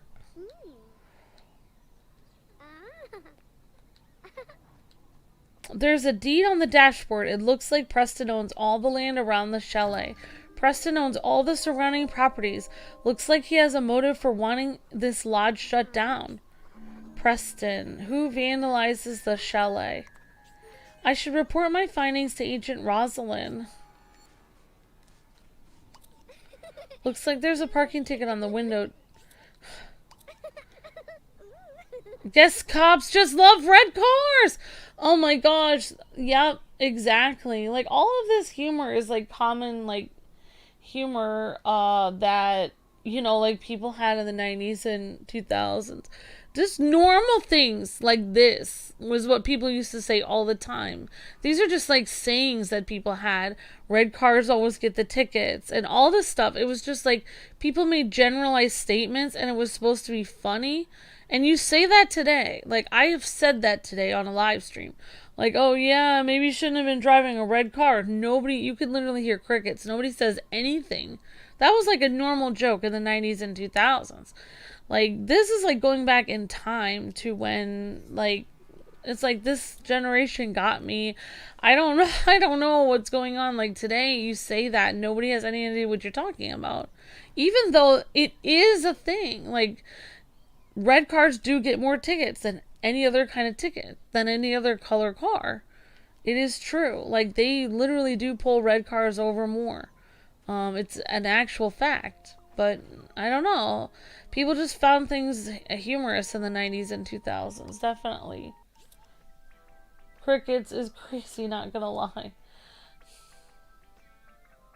I love the game, definitely. Thank you, Sons of Gaming. That's very sweet. Well, I mean, I had already determined myself, like, when Luke and I did the business together, I told myself, I actually told Luke, I said, if anything would ever happen between us, I said, I was like, I don't want to make a huge thing. I just want to disappear. And, I don't want to make a big deal about it. Like if something would happen, I would want you to be successful. And I don't want to make a huge, I wouldn't want to make a huge thing. I'd want you to keep going.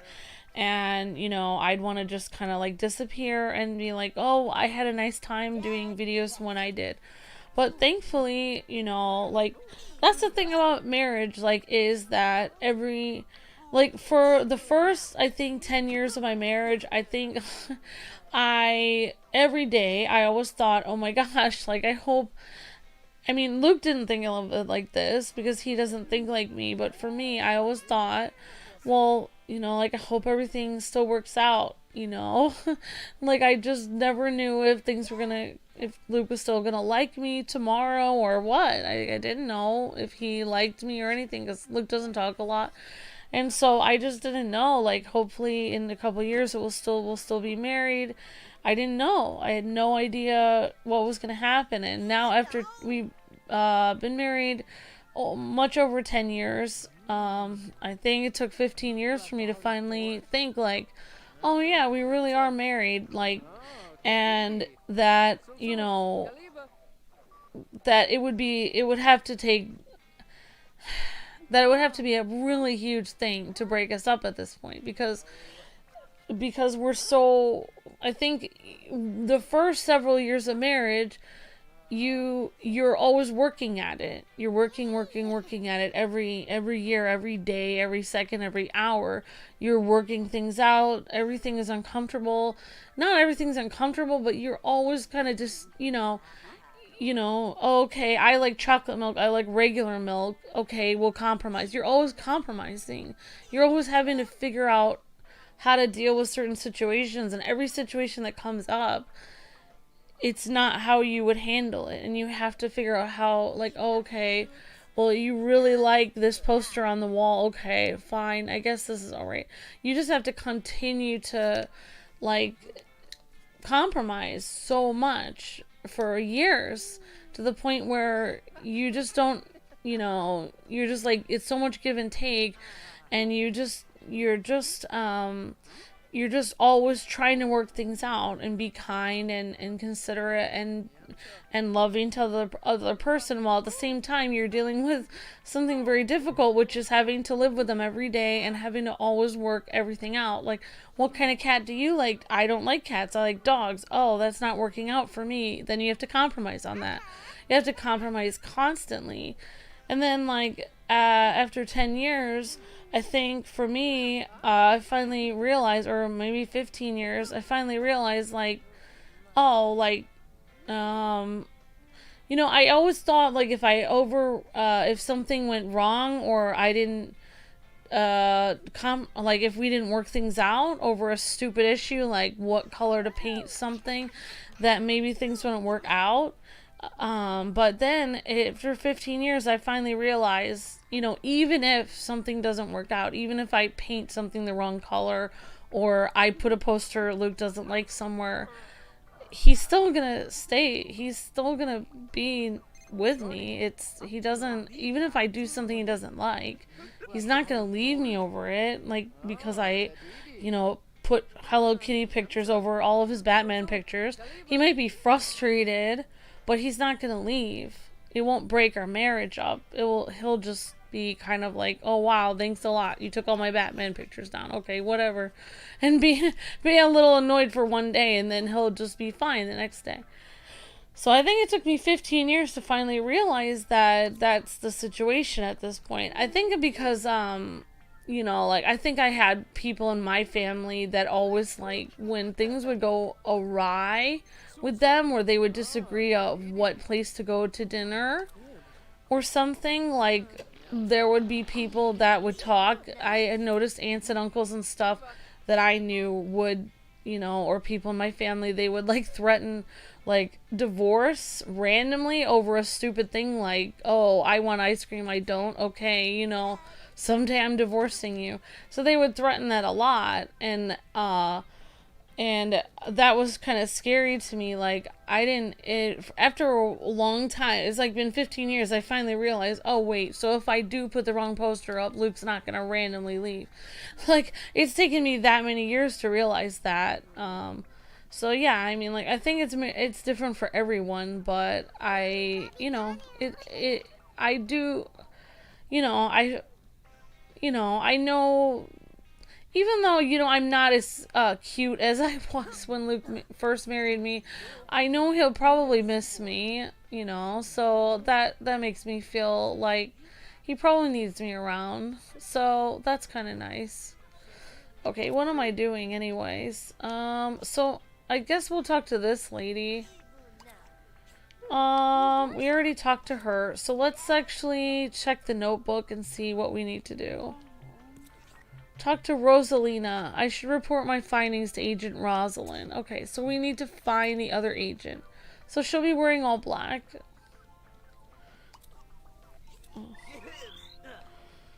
Um...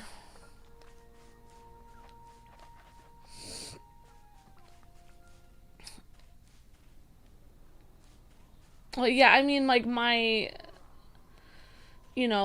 lady in my family who always used to threaten that, she came from very wealthy parents.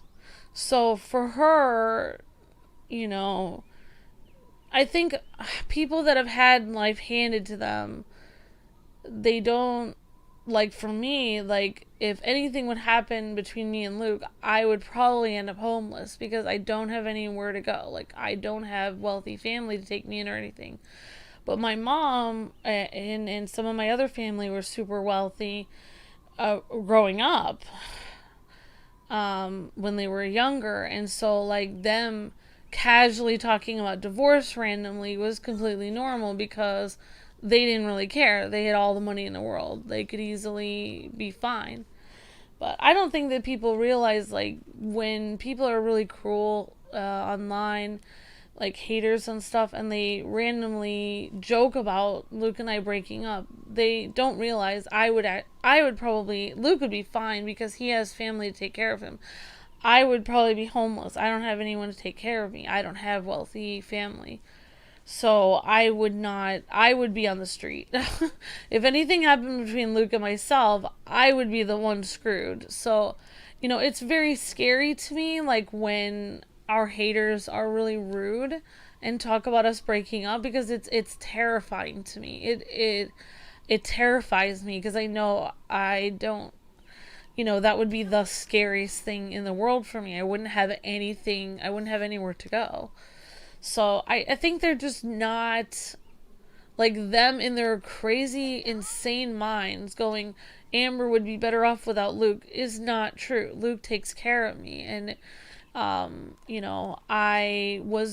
grew up in an environment in which there was smoke all over the house. I grew up in a very bad environment. I was actually told by my family I wouldn't have any inheritance because they disagreed with me about something. And I didn't really, that was inheritance from my grandparents. My family didn't have any inheritance, my parents, at all. And the house that I have to visit when I go to Illinois is so full of smoke, I can't even stay there.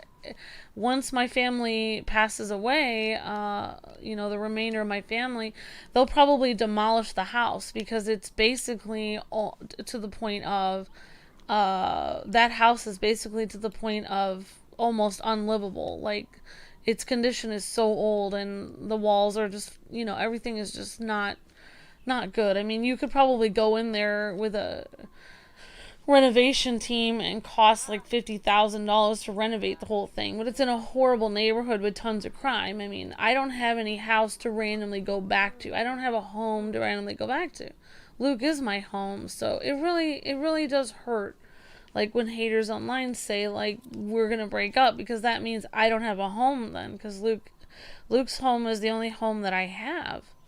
So it's very stressful. Like, it definitely is. I get very angry when they do that because they don't understand that I would be the one that would end up probably like dead in a ditch somewhere because I wouldn't have anywhere to go.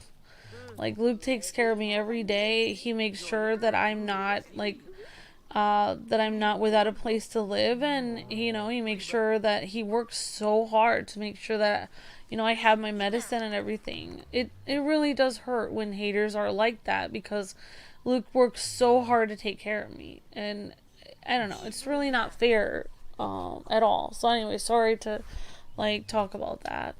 All right, Paul's innocent. What? That's impossible.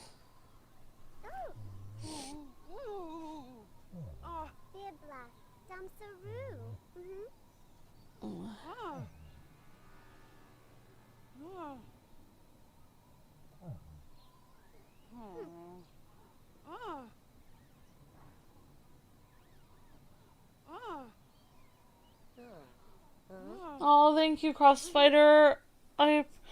Oh, you're always sweet and awesome too. Thank you so much. Well, Agent Marshall, we've got your proof. You'll have to let Paul go. Woo! In your face! Sorry, go ahead, Amber. Preston wasn't really missing. He was hiding out in one of the ranger stations the whole time. We know from the security footage we recovered that a baseball bat was used to attack the lodge. But that footage also showed a Yeti destroying Professor Nova's property. A Yeti that left Yeti tracks. A Yeti wouldn't need a baseball bat to smash a hot tub. He would just use his hands. And besides, Yetis hate baseball. They're more into cricket. That's true. See, that's such a 2000s, 90s joke. And then it's like, they don't tell jokes like that anymore. It's like, besides, Yetis like cricket better. See, nobody would even get that today. It's just like, the humor then was so much different. Anyways, more important are the boots that we discovered. Someone dressed up in a Yeti costume to leave misleading footprints. You can't prove that it's my Yeti costume. We could make you put it on to make sure it fits. Yeah. Put the costume on, Preston. Do it.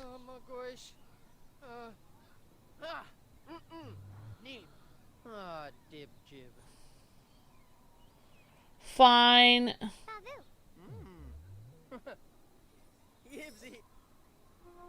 Oh, that's his Yeti costume. A perfect fit. Not a very good likeness, though. It doesn't look anything like a Yeti. It just looks like a snowsuit. Oh, Preston, don't you look adorable?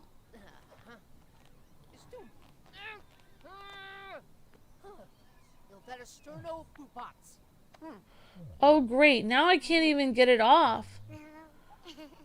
Wow, nice sleuthing, Amber. But why'd he do it? What did Preston have against Nova's Lodge? I suspect it had something to do with this. This deed proves that Preston recently purchased all the surrounding land in these mountains. The only holdout was this lodge. Of course, if Nova's Lodge suddenly had to close due to Yeti attacks, the land would be much easier to acquire. And what exactly were you going to do with my lodge once you had it? Bulldoze it and build a bottled water factory, of course. Wow. Well, that's just tasteless. I think it's fantastic. You're so amazing, Preston.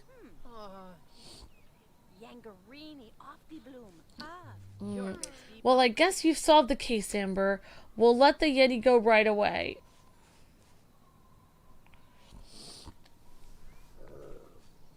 And Preston, you'll be paying for all of the damage you did to this lodge.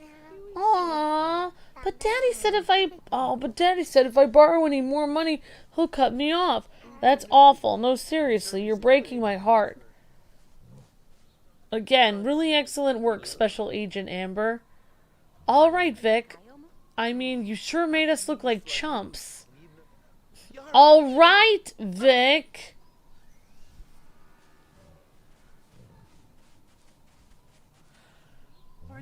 Amber, buddy, I can't thank you enough. You've saved my lodge, and you gave me the chance to chat with this handsome Yeti.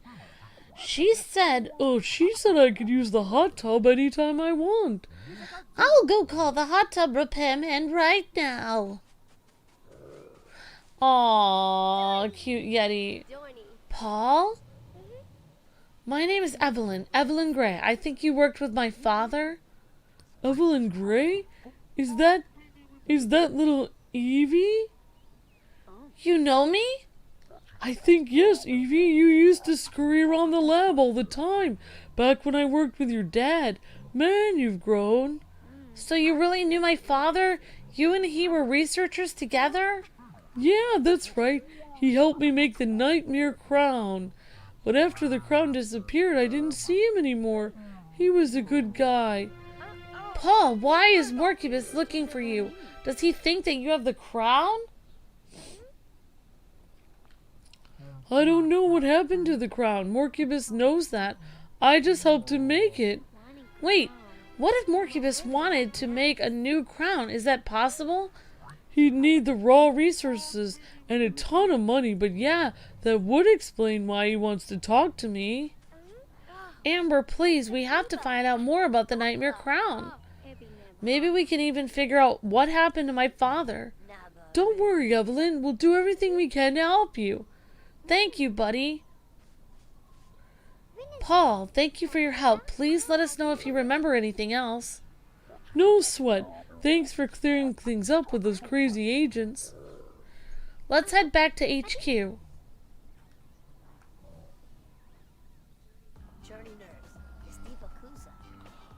These cases keep going by faster. Today I took some time to sit down and appreciate the beauty of freshly cut grass or something. Good thing the jet has heated seats. Oh, they're making small talk.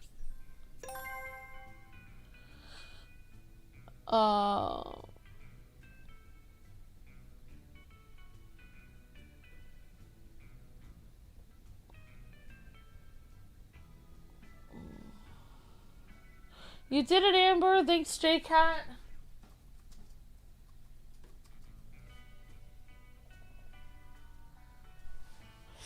In honor of solving the mysteries at the ski lodge, you have earned a memento of your adventure, a Yeti boot trophy.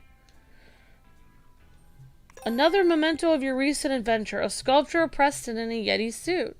Congratulations on a job well done, Vic, Rosalind, BB, Preston, Nova, and Wolfar. So impressed that they are now available to recruit in your HQ. The 2 stylish agent outfits, a cold weather sweatshirt skirt outfit, a bunny hat, a Yeti suit. Don't know when this will ever have the chance to wear this. So maybe we can actually wear the outfit at some point. I haven't really gotten these outfits to do very well. Thank you, Jaycat. Small talk is good talk. Jenny called. She says there are new clients needing help. Go back to HQ to take on new cases. Yeah. Agent Amber, great work up at Nova's Lodge. Thanks, Agent Walker. What's new? I just wanted to come by and drop off a couple of new upgrades. First, that crowbar has to go. You're an agent, not a thug. I kind of like the crowbar. Don't worry, the F-Space Manipulator does everything the crowbar did, plus much more. I'm also replacing your old wrench with the agency's patented Techno Tool. Oh, now that sounds like an upgrade. Indeed, it will still allow you to salvage, but now you can also pick locks. Should be handy. You know, you might want to train on that F-Space Manipulator a bit before you take it into the field. Why don't you head up to the hangar and try it out? The manipulator runs on Fenergy, and there should be a Fenergy vent up there. Fenergy vent up in the hangar? Got it. Now, if you'll excuse me, I'm late for my daily haircut. Of course. Daily haircut? You get a haircut every day? Wow. I think that's some kind of joke about, like, agents always having their hair perfect, maybe? I don't know. Though some of these jokes are going over my head. Am I gonna do more dispatch missions? Possibly. So, guys, we actually solved the case. Unbelievable. Great job. Thank you, Jaycat, for believing in me. It only took me 5 streams.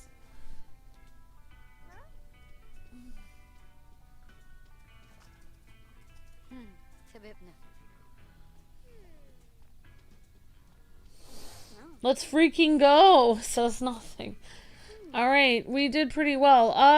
Well, the dispatch missions you actually just send people out on, like, oh yeah, we can actually send some more people out here. Hooray, we managed to vanquish the creature. Mission complete. Okay, alright, so we just have to hire... What we have to do is hire some more people, so... to do that, so this is, the Bumblebee girl. Let's see if we can hire some more people here. Go to... Alright, so these people are people that work with us. Okay. Oh, right, yeah, we have the dispatch missions, which are over here. I need a mission debriefing. What was the result? So I heard the team figured out that some blue thing was apparently one of Dr. F's mysterious inventions. Well, I guess Pinky was happy. Pinky is now available for recruits. Hopefully you have lots of blue paint. Some nice outfit additions for Durabinator 9000. The team defeated a fire beast. I'm impressed. Patrick sends his thanks, along with these rewards, and a promise not to drill too deep again. I'm a big fan of baggy pants. The construction gear looks pretty rugged. Looks like the team got a bit lazy on Agent Walker's stakeout. I've never sleep on the job, at least not while my boss was watching. Yeah, yeah, I don't have the, yeah, I mean, like, I've always wanted to move to, like, somewhere in Asia, Chad, actually, like, you know, like Taiwan or Korea or something, but I can't really move there at the moment. Number one, I would have to save up quite a number of money, and I don't have that from YouTube, but also, I just wanted to make sure I spent a lot of years in Massachusetts with Luke's family, so I have to spend some years with my family as well, and then after that, I probably can move wherever I want. After that, I could probably go anywhere, after I've kind of, like, done my obligation of spending a number of years with my family, you know, so, yeah, I mean, eventually I will, probably move to, you know, I don't really want to get into it, but I feel that I kind of get pushed around by family on both sides, and I'm all kind of like always accused of not caring about them, even though I do. But that's just kind of my life, is not being treated very well by family. But eventually, like, when I'm, you know, when they're older, after I've taken care of them financially, like both sides, and made sure that they're fine, then I could probably finally move to another country. You know, that would be, my family wouldn't care if I moved to another country, but Luke's family would. He has one family member who's just always, I don't want to talk about it. I would say kind of mentally unstable, and is always accusing us of not caring about them if we moved away. So I couldn't really move at the moment unless I actually first prove that I, you know, care, you know, spend time with my own family for a while, near them. So I'll probably move near the Midwest for a while, for a number of years, grow up with my, you know, niece and nephew, and then eventually in like 20-30 years probably will move to somewhere else. But Luke, you have to realize that Luke cannot take, I could probably live anywhere. I could probably move to Honduras and I'd be fine. I can live on basically anything. I can pretty much get used to any different kind of culture or food. But Luke he can barely leave the house where he is.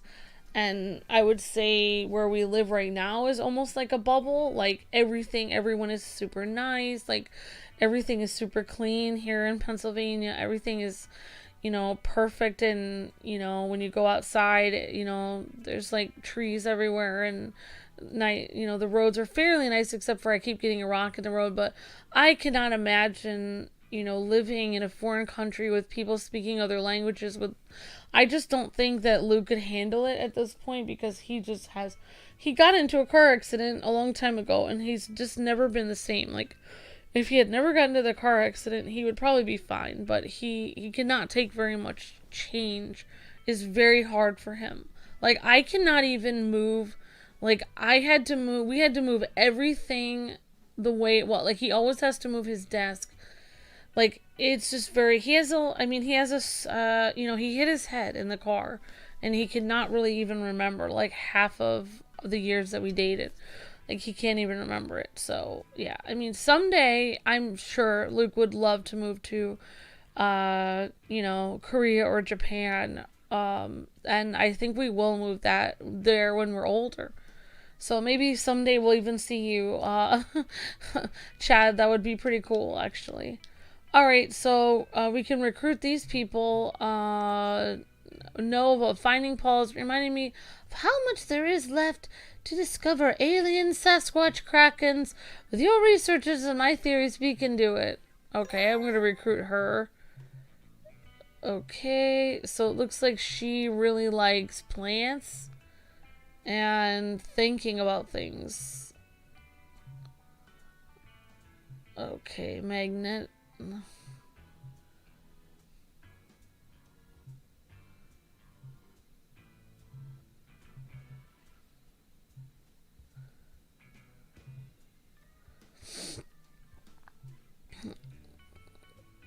Interesting.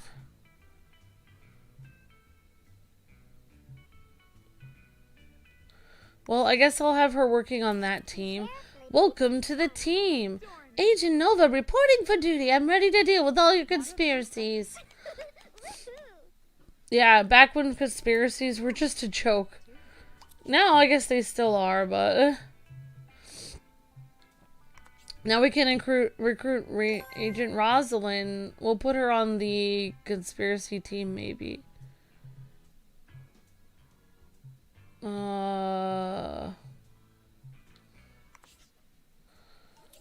Welcome to the team. I know we haven't seen eye to eye in the past, Special Agent Amber, but I'm ready for anything you throw my way. So I don't really know. I guess you put people with similar strengths together. I don't know. Or unless you're supposed to round them out. Okay, hooray, I'm Pinky. I'm totally ready to combat evil. I understand the agents are issued blue uniforms. That would look great on me. Okay.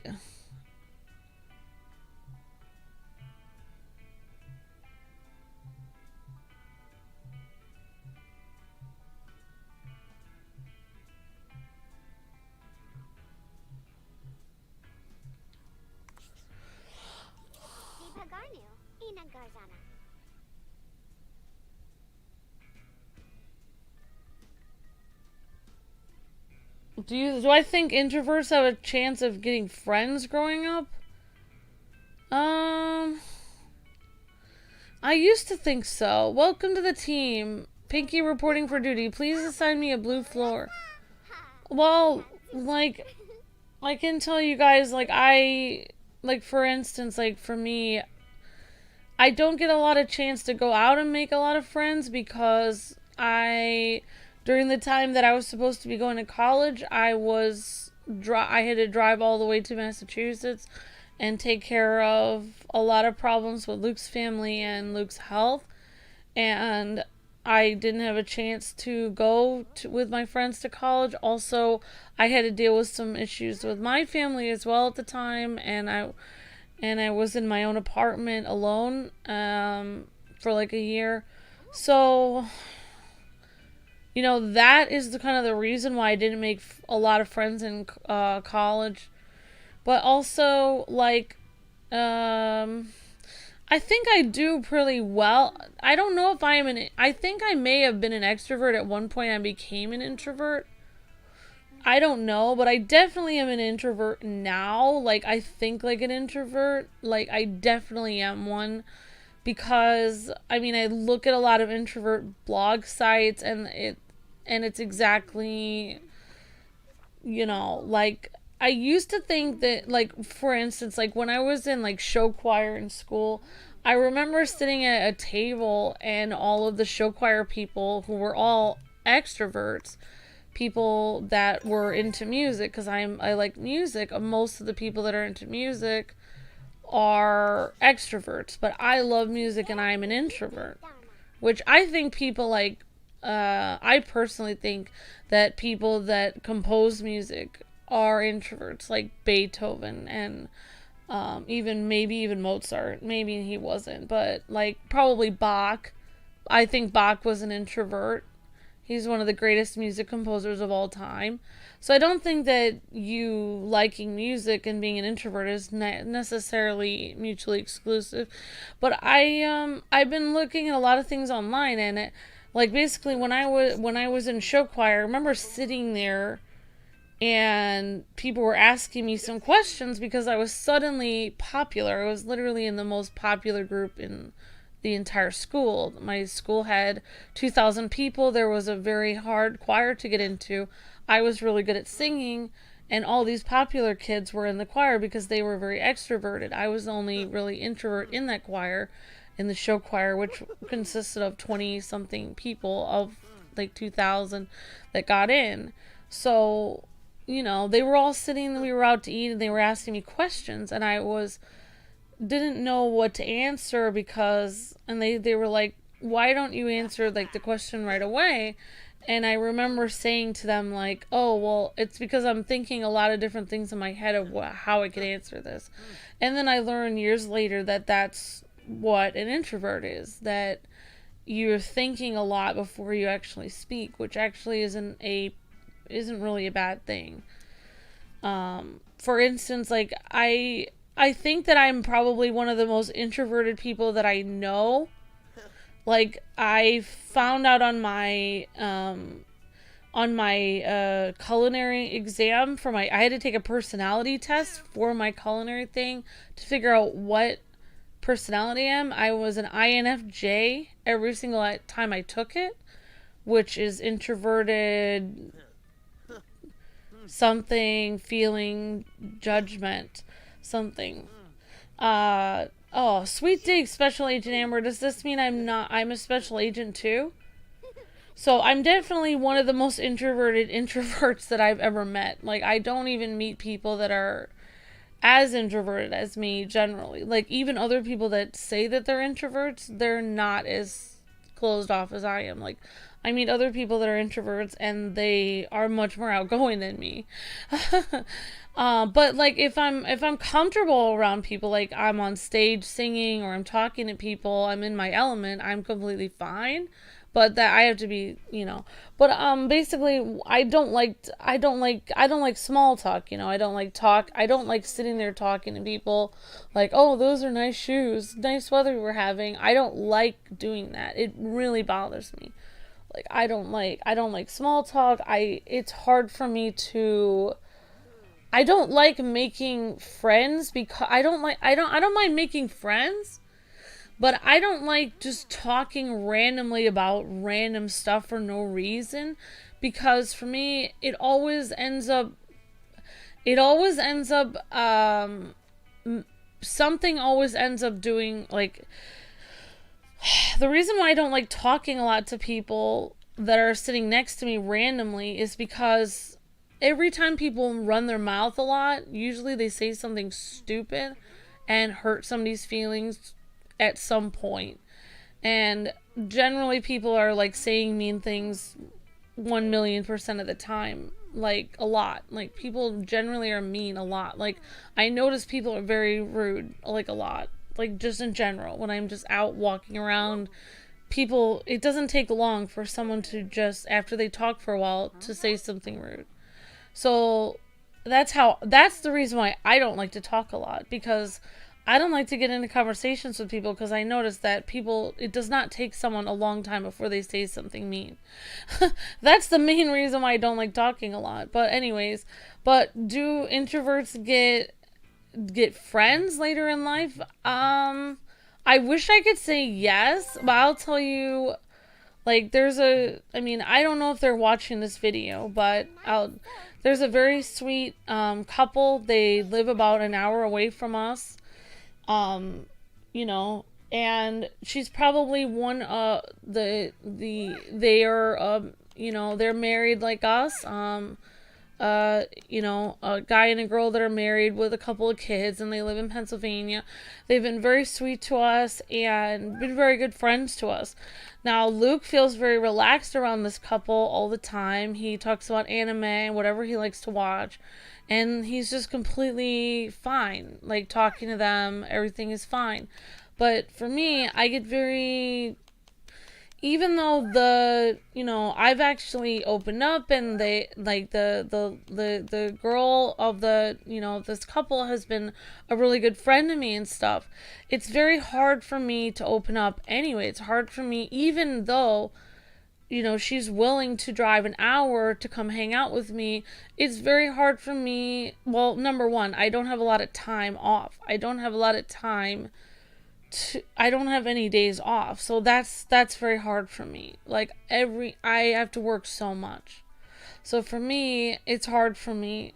I guess it depends on what kind of job you have. Like, as an introvert, if you have time off, then that would be better. But for me, it's hard. I don't know if it's me. When I have a day off, I don't have a day off, number one. But if I have an hour off, it's hard for me to talk on the phone with somebody for that hour because I have so many things I have to do, for that day. Like, I have 12 hours of streams to do, and I have an hour off before that. So the only thing I can think of is, for me, either like pray, read my Bible, read something that's uplifting, or take a nap. And I have to, like, recharge myself so I can handle 12 hours of streams.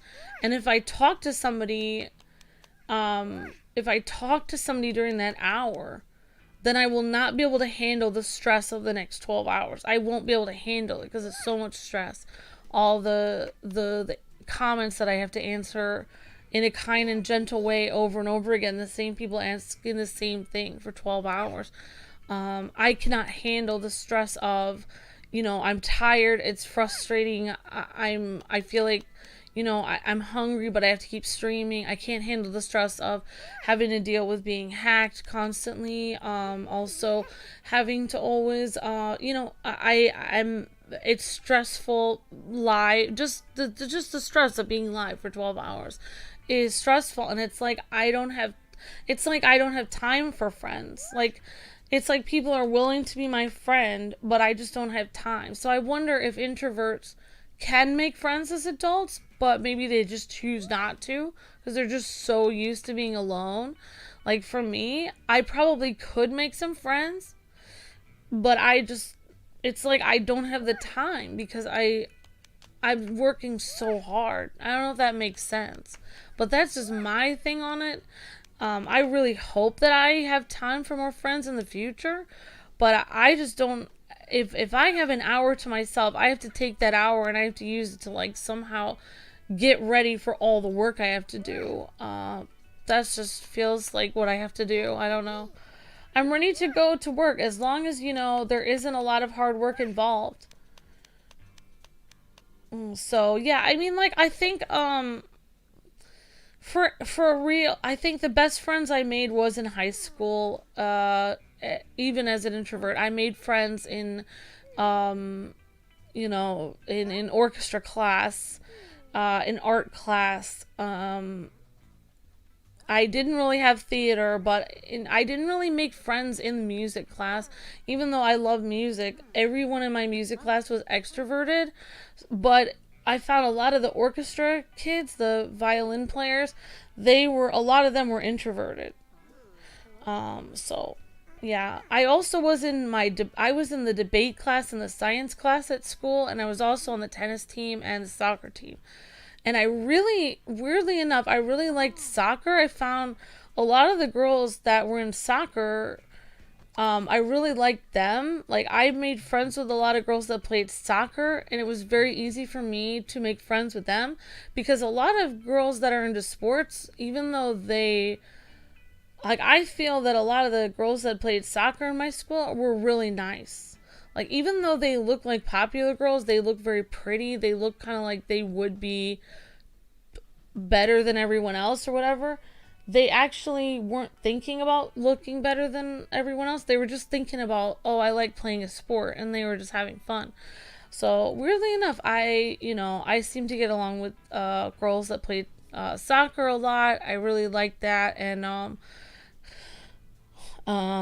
yeah, and orchestra. But yeah, it was hard for me to make friends with music people, even though I love music, because they were so like stage divas, so it was very hard for me to do that. Please don't hire me. Vic and Rosalina are making me volunteer with the spa as part of the community service. Have mercy. I'm gonna recruit him anyway. I'm gonna be a jerk and recruit him.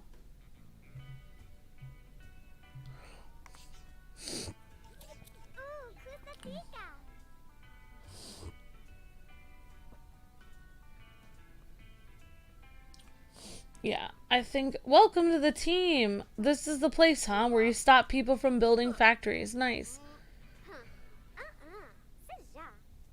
Yeah, I'm one of those people that has to make a tremendous effort. Like, my friend in Pennsylvania is the only exception, the only person who's never made an effort for me. Most of my friends, I had to make the effort when I was in high school, and I had a group of friends.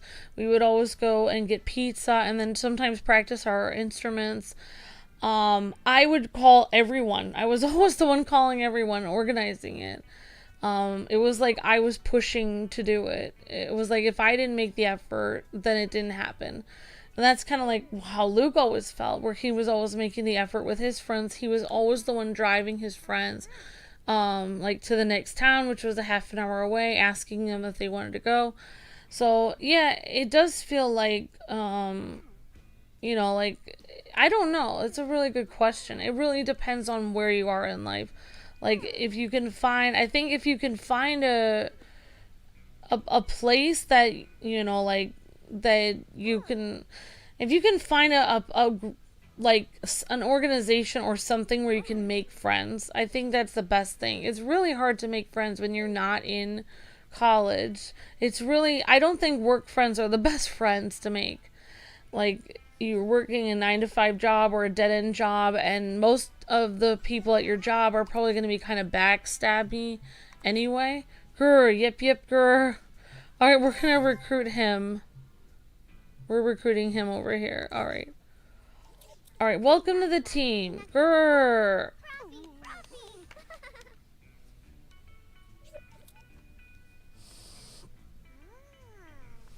Yeah, I mean, like, I think, like, I've made a rule for myself. Like, I did work several different jobs, and I don't really like to make friends at work because I feel like work friends are not real friends.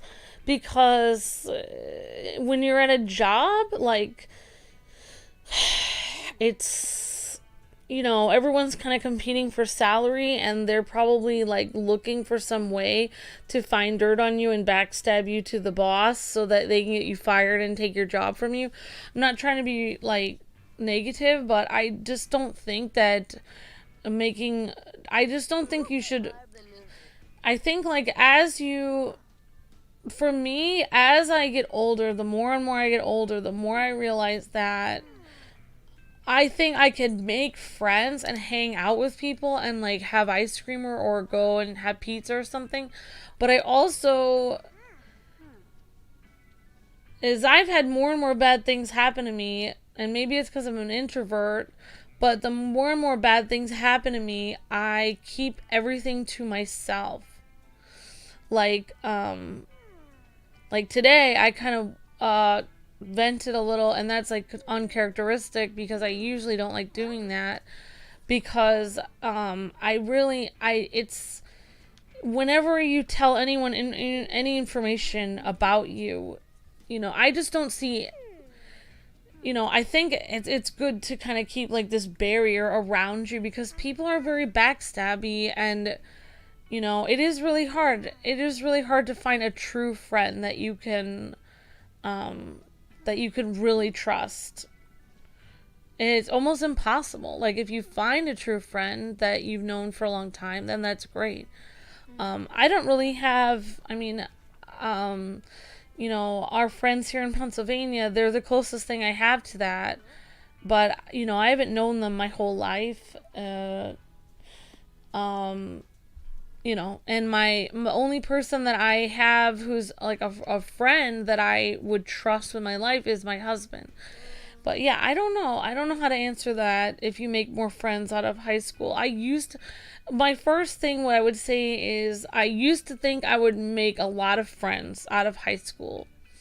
And a lot of people would like me.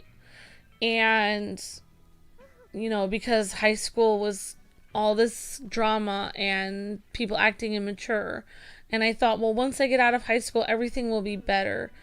And I think I personally was put into a situation in which I was around some abusive family members who really destroyed my life. So I don't think I really had the chance to make friends out of high school. I was really hurt by people and used, and I didn't have any chance to make friends after high school and college. So I'm hoping I will get that chance when I move back to the Midwest at some point. But I did also find, partly because I'm so introverted, that I thought things would change after high school. But one thing I really hated in the real world is I found that many of the attitudes that people have, like I noticed like some people in my in-laws family, they kind of acted like high school cheerleaders with me and were backstabbing me and lying about me and mistreating me and laughing at me when I hadn't done anything to them. So it took me a long time to realize that some people who are 50, 60 years old or even 20, 30 years old, they still act like they're in high school. Like all those people that you go to high school with that mistreat you and treat you like garbage, those people are literally out in the world and they never have changed. They've never matured. They're still, you think that you'll be away from them, but you meet people just like that in the world. Like, just like those mean high school people that were so rude. And they're right there. And they still act the same way they did in high school, and they're still getting away with mistreating people, and there's no consequences. Everyone just backs off from them. They don't want to mess with them. They don't want to stand up to them. There's bullies in the real world, bullies in their 20s, 30s, 40s, 50s, 60s, 70s, out of high school and college. There's bullies that act just like high school bullies. Everywhere you go, in the workplace, in your family, your neighbors, they act just like high school bullies. And you either have to become really strong and stand up to them, or you have to push yourself. You can't stand up to them all the time, because everywhere you move, everywhere you go, everywhere you look, every new job you have, there's going to be more and more of them. It's like there's so many bullies, so many rude, cruel people that you really can't get away from it. So what you have to do is you have to like rise above it. You have to learn, like for me, I have been reading a lot of like stoic things, like where it's like stoicism, which is like what the Greeks and Romans believed in, which was the art of not reacting and just improving yourself. So like if someone screams in your face and says what a horrible person you are, you just don't react, walk away, do not respond at all, and then just go read like some Shakespeare or lift some weights, go exercise, go to do more college classes, learn more skills of coding. Just take every second you can of improving yourself, and never respond to them, and just improve yourself so far beyond them that you don't need to say anything at that point. Like, they'll just, there's no reason to say anything, because by your actions, you're literally, by the fact that you're self-improving so much, you're literally proving them wrong. You don't even need to speak. That's the only way that I think is the way to really conquer all these evil people in the world. So I think for me as an introvert, I was introverted because there's so many mean people. Like, I was bullied in school for my clothes. I was very poor growing up. So that I became very introverted because of that. So, but I'm also introverted because of my personality. Like, I'm Swedish, and I've been told that Swedish people tend to be introverted, and so I am. Any clients with dispatch missions? You want a dispatch mission? Just choose one and let's get this over with. Okay, guys, let's try a dispatch mission. Let's see. Yeti begins. Available. Okay. Alright, so how do we actually select this?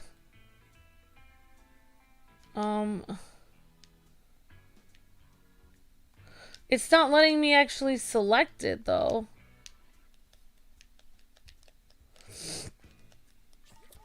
It's not letting me select a mission. That was weird. So it wants me to go to the hangar.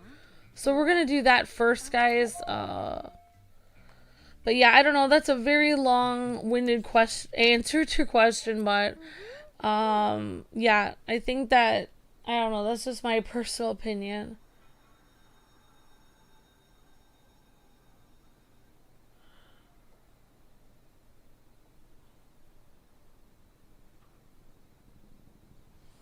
Yeah. Aha, that must be the Fenergy vent. Equip space manipulator. So, like, yeah. Equip space manipulator. Okay, guys, let's equip that space manipulator. Oh.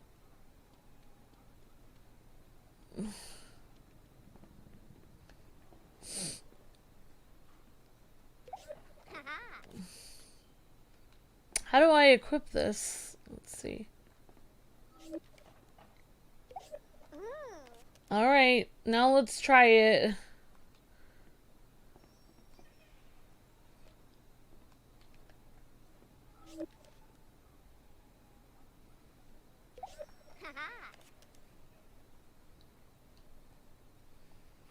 Yeah, but like for me, the reason why, like, I have weird haters online that always say that Luke's always talking over me is because, as you guys can tell, I am extremely introverted, which is opposite than most girls. Most girls are talkative and very extroverted, and a lot of guys are introverted. For Luke and myself, it is the opposite. Most people cannot tell that, but I am sitting here thinking, going over things in my mind and thinking about, music that I want to compose and stuff like that. And Luke is the talkative one.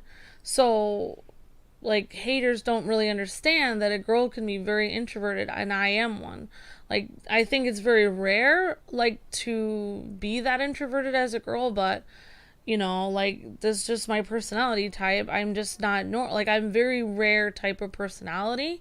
So that's why people just don't get Luke in my relationship, is that I'm literally,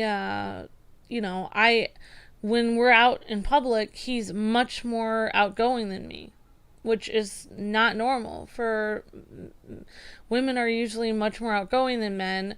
So, how we are is just not, it's not normal, but that's just how I am. Like, I don't I don't want to be loud and boisterous. I don't want to talk a lot. I just don't like that, and it's like people just won't, it's like the haters won't let me be myself. They're like, oh, Luke isn't letting Amber talk. It's like, but I don't want to talk.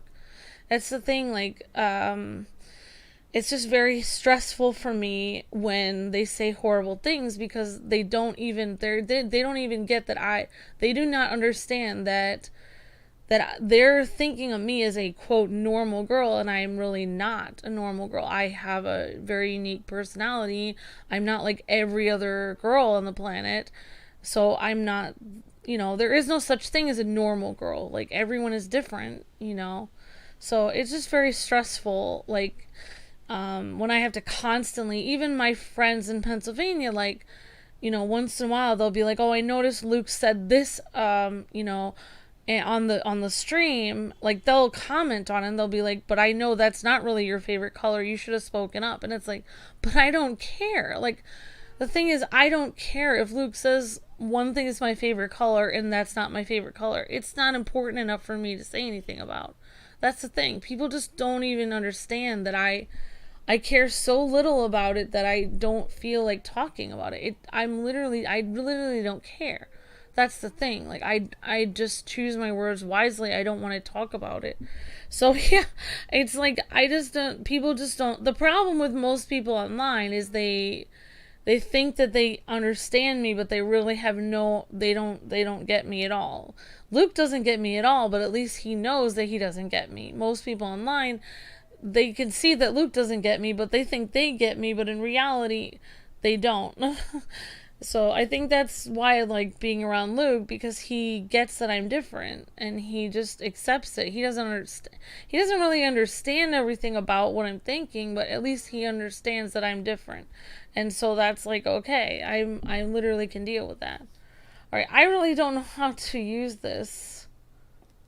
But yeah, it's very, I really don't, it's very stressful when dealing with mean comments, saying that my husband is talking more than me, because I don't really like talking. So it's very stressful for me to have to constantly explain that I'm introverted to haters online. And it is hard. It is really hard, because it's like I have to constantly apologize for being myself to people that hate me, to explain that I am allowed to exist and be different than everyone else. It's very stressful. Um, Especially having to explain it to people that really don't care anyway. They're just haters. They don't even care. So that's really hard. Alright, so we're putting furniture on here. Each object you place changes the skill values of that area. Check out the bars on the left side of the screen. Okay. Paranormal, nature, athletic, charisma, smarts. Okay.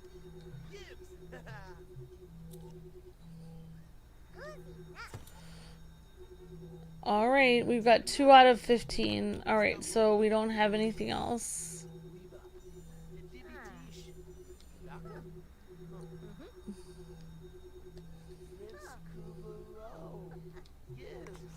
There are skill categories. Pick a different category to see all the stuff you can to use the decorate your HQ. I don't have anything else to put here. Oh, okay, yes I do. I guess we can put it up here. I don't really know.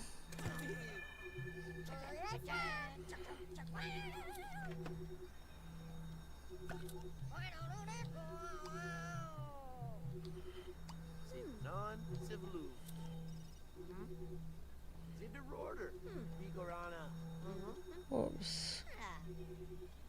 Whoops. I don't know.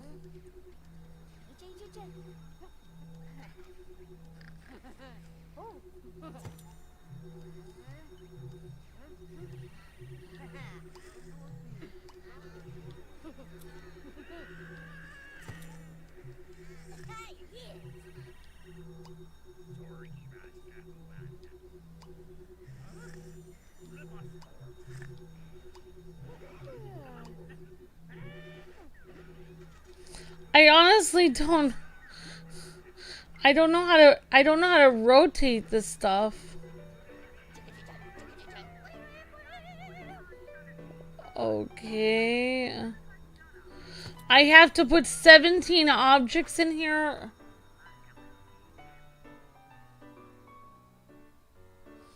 Oh, thank you, Chad. You're very sweet. Thank you. So that's why it's a delight to listen to your fun facts. That's very sweet. Thank you, Chad. It says those haters are not worth it. They not worth your time. Don't let them get into your head. They don't care about you. Why should you? That's right, Chad. It's just like it's hard for Luke because he has to explain that he's not overpowering his wife when I'm literally very shy and like I'm naturally overpowered by most people. So it's like him just being himself and just talking normally makes haters think he's overpowering me when literally he's just acting normal and I'm always shy like anyway. So it's my fault that the haters hate him and think he's it's like and I've had to explain this to other people too though, like not just the haters. I think his family was really rude to me for a while because they thought that I let my husband do whatever he wants and walk all over me and I never stand up for myself. But that's not actually true. You know, I I have my own voice and my opinion. I just don't say it on a live stream usually. I just just try to be I'm just trying to do the stream.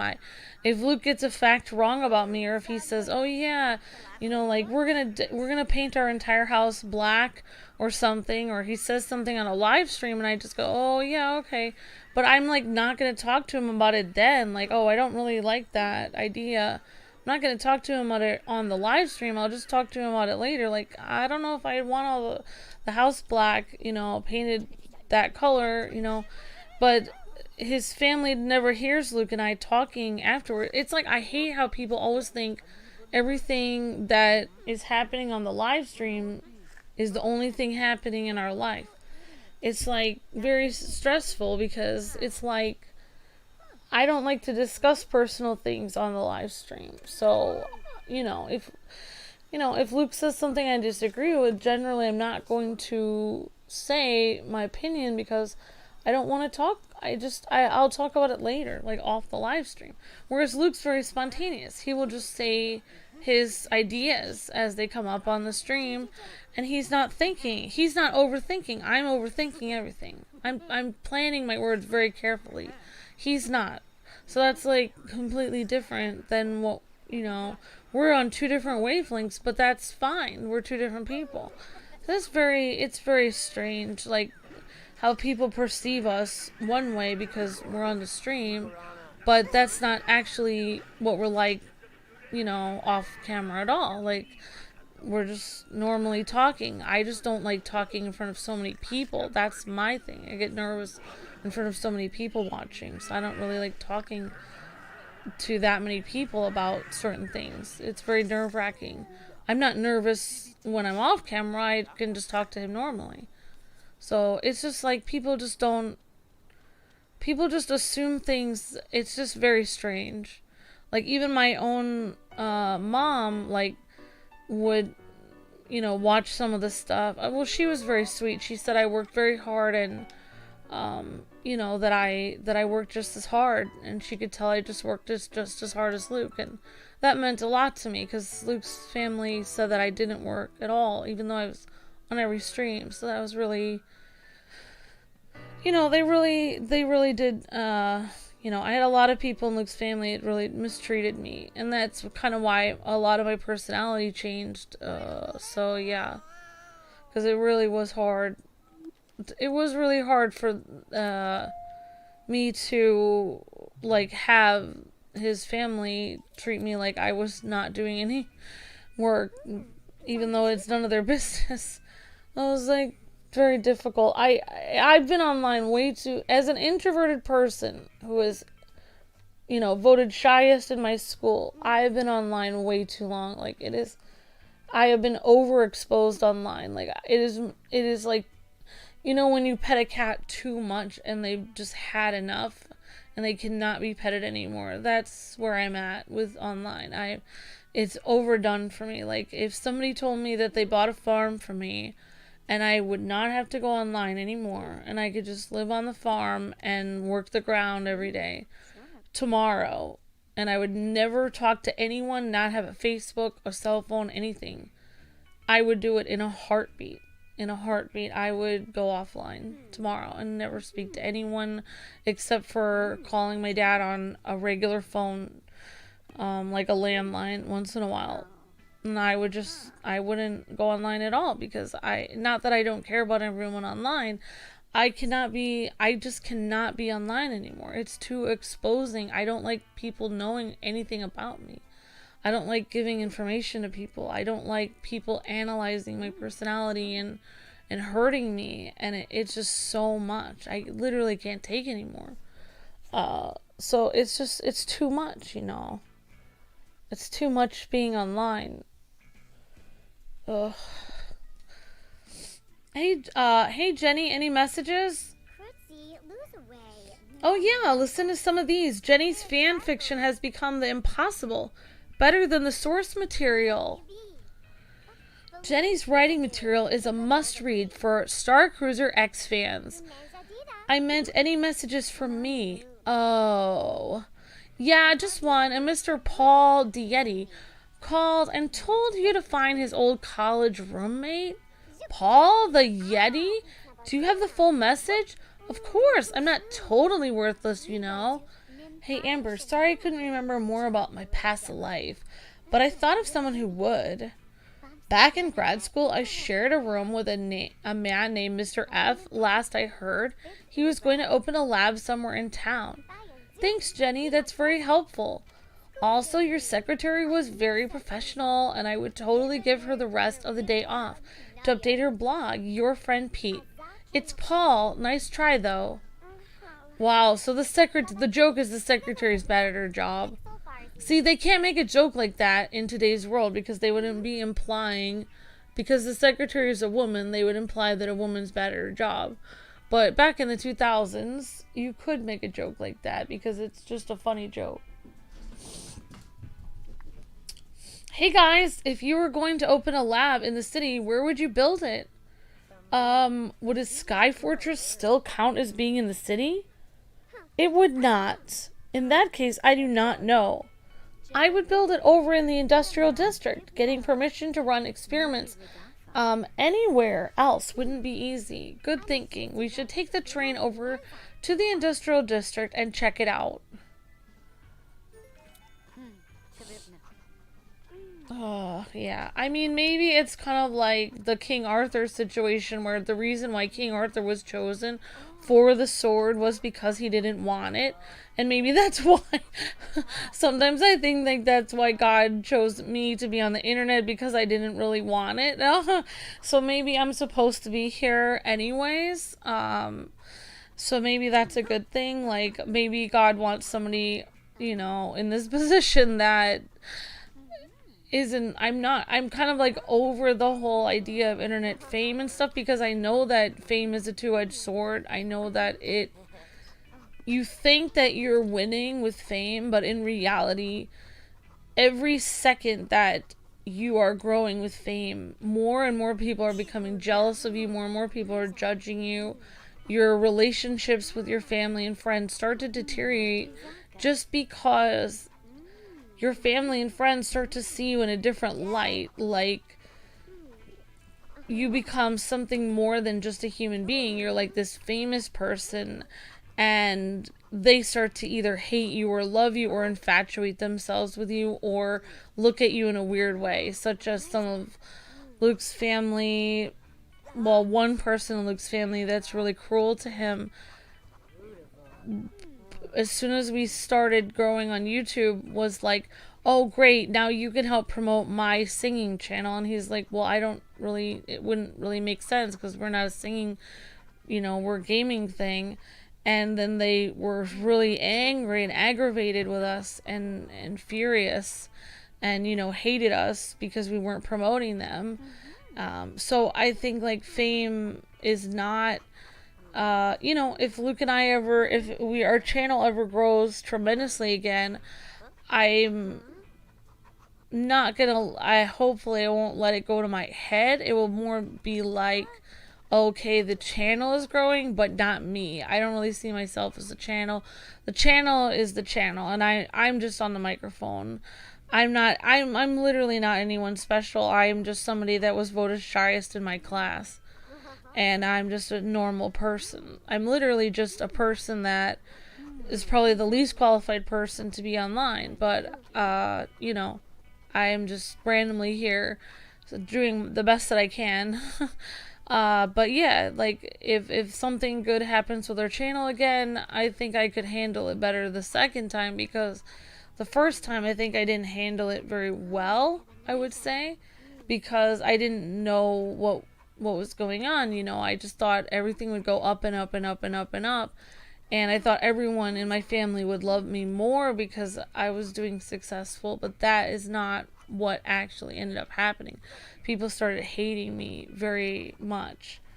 So, being jealous of me, saying that I just got, even though I was working so hard to give gifts to Luke's family, they said I randomly got money for no work at all, even though I was working my tail off to make sure to take care of them. So that, so it really put things in a different light. I realized that what you think is reality is not reality. Like, you think this way, you think one way, but then when you're actually there, you realize that's not what it really is. I don't know how to explain it, but it's not exactly how you think it would be. You know, I should be able to take the train to the industrial district. Like, my perspective on a lot of things has changed in life. Like, for instance, I always liked hanging out with people that basically were super lazy and didn't really do a lot, like, or ate a lot of, like, oh, whatever, because I grew up in a kind of bad neighborhood, and I grew up around a lot of delinquent people, and, I was very comfortable around people that didn't really have a schedule, kind of like ate junk food a lot and pretty messy, and like, and now I kind of look myself, I was much more comfortable around people like that. Like, if I would go into somebody's house, it's very messy. To this day, I'm very comfortable because I just see those people as like laid back. But now, since I've had so many bad things happen to me, I've almost got evicted several times. I almost got evicted. I've been accused of, so many things from people. I've been accused of not, visiting family, or not having a place for family to stay at my house and all this. Now I push myself to work hard to make sure everything's tidy, push myself to work hard to make sure I always have everything, my car, that's well done, make sure the tires are on my car, everything. I push myself as hard as I can to make sure I have everything in its place, to the point where I'm neurotic. And I'm like actually more like my uncle, who I usually am not comfortable around. He's a doctor. And I'm always thinking in my mind, oh, he has everything going for him. And he came over this week and took Luke and I out to dinner. And I was very comfortable with him because I realized he is just like me in a way, unless I'm kidding myself. But in a way, he's just like me. I realized he is working very, very hard every day. I mean, obviously, I'm working hard. It's something that is not as, well respected as being a doctor. But the fact that he was, like, respectful of our job, and he mentioned that he saw that we worked very hard, that really meant a lot to me. I mean, maybe he's manipulating me, and maybe eventually he'll backstab me like everyone else in my life. But for the time being, I kind of am changing my perspective. Like, maybe people who work really hard and are neat and clean aren't bad people. They're actually, it's like I'm changing as I'm getting older. I realize, oh my gosh, like, maybe it's actually the people that are lazy and not doing anything all day. Maybe they're the ones that aren't really the nicest. But I mean, I think I think you can be nice and lazy, and you can be nice and hardworking. I think you can be nice and laid back, and you can be nice and driven. I think kindness isn't depending on what kind of job or how driven you are. I think kindness is a quality all of itself that's completely, it doesn't take much effort to be kind. You choose to be kind or not. Whether you have a great job or whether you're a doctor or whether you're homeless, you can choose to be kind. Whether you have your life together or whether you don't, or whether you're depressed or whether you're happy, you can choose to be kind. Either way. Even if everything is going for you, everyone loves you or everyone hates you and nobody likes you, you can still choose to be kind. Either way, I think, because it's like something that's not depending on how much money you make, You just do the best you can to treat people well, however you are. So, I don't know why I'm just talking about this. Alright, well, our scientist, Mr. F, must be around here somewhere. How should we start our search, buddy? Well, usually if we wait long enough, somebody just starts screaming. Then we go investigate that. Hi, Link the cat. Wait for it. Gabby. You slimy, double-crossing, no-good swindler. Bingo, let's go check it out.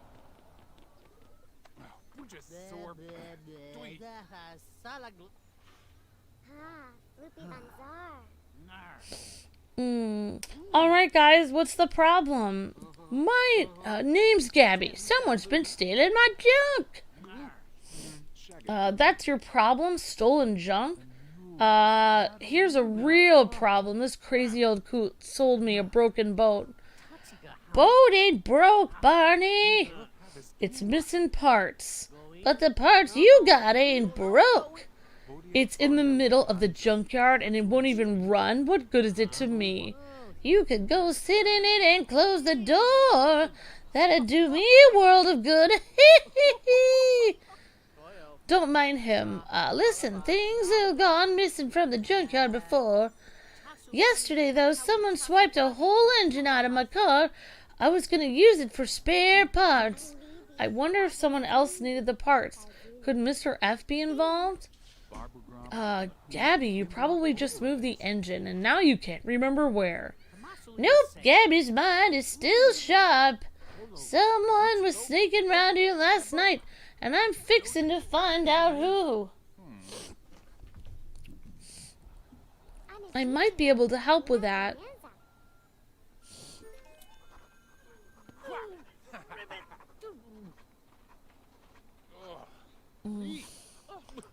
I'll need to find out who was at the scene of the first crime, so I will start with investigating that first.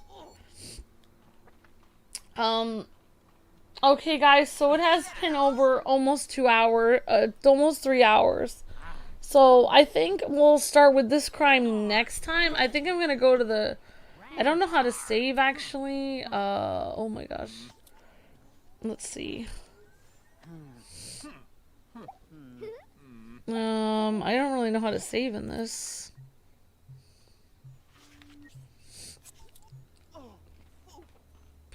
Okay, we can easily save at any time. Okay.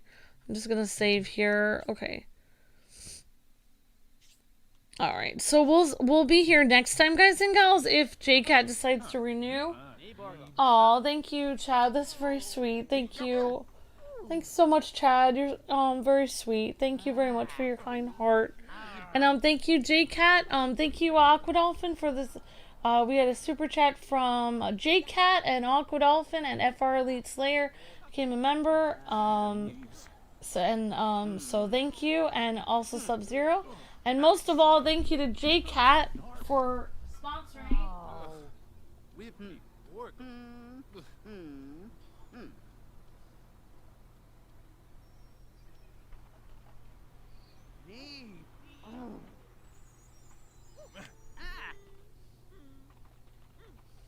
Yeah. Thank you, Crossfighter. Thank you so much for your kind heart. Thank you. Thank you, Jaycat. And thanks, Alex, and thanks, everyone, for watching and letting me ramble on, everyone. Really appreciate that. Thank you so much, Jaycat, for letting me just, be myself and hang out and do this stream. I really appreciate all your generosity. Obviously, I could never deserve it, and I appreciate it so much. Thank you for your kind heart. I hope you have a wonderful week, Jaycat, and I'll be keeping you in my thoughts and prayers about everything and all of you guys and gals. And thank you so much for listening, everyone. And looks like we actually solved one of the first crimes, the crime of the Yeti. So that was really cool. So thanks again. Feel free to leave a comment in the comments section. And again, thank you, Jaycat, for sponsoring this stream. And God bless you. Bless your heart, Jaycat. Thank you so much for sponsoring. Alright, guys and gals, we'll see you guys tomorrow with more streams and videos on the way. Have a great night, Jaycat, and everyone else. God bless. Happy gaming. See ya.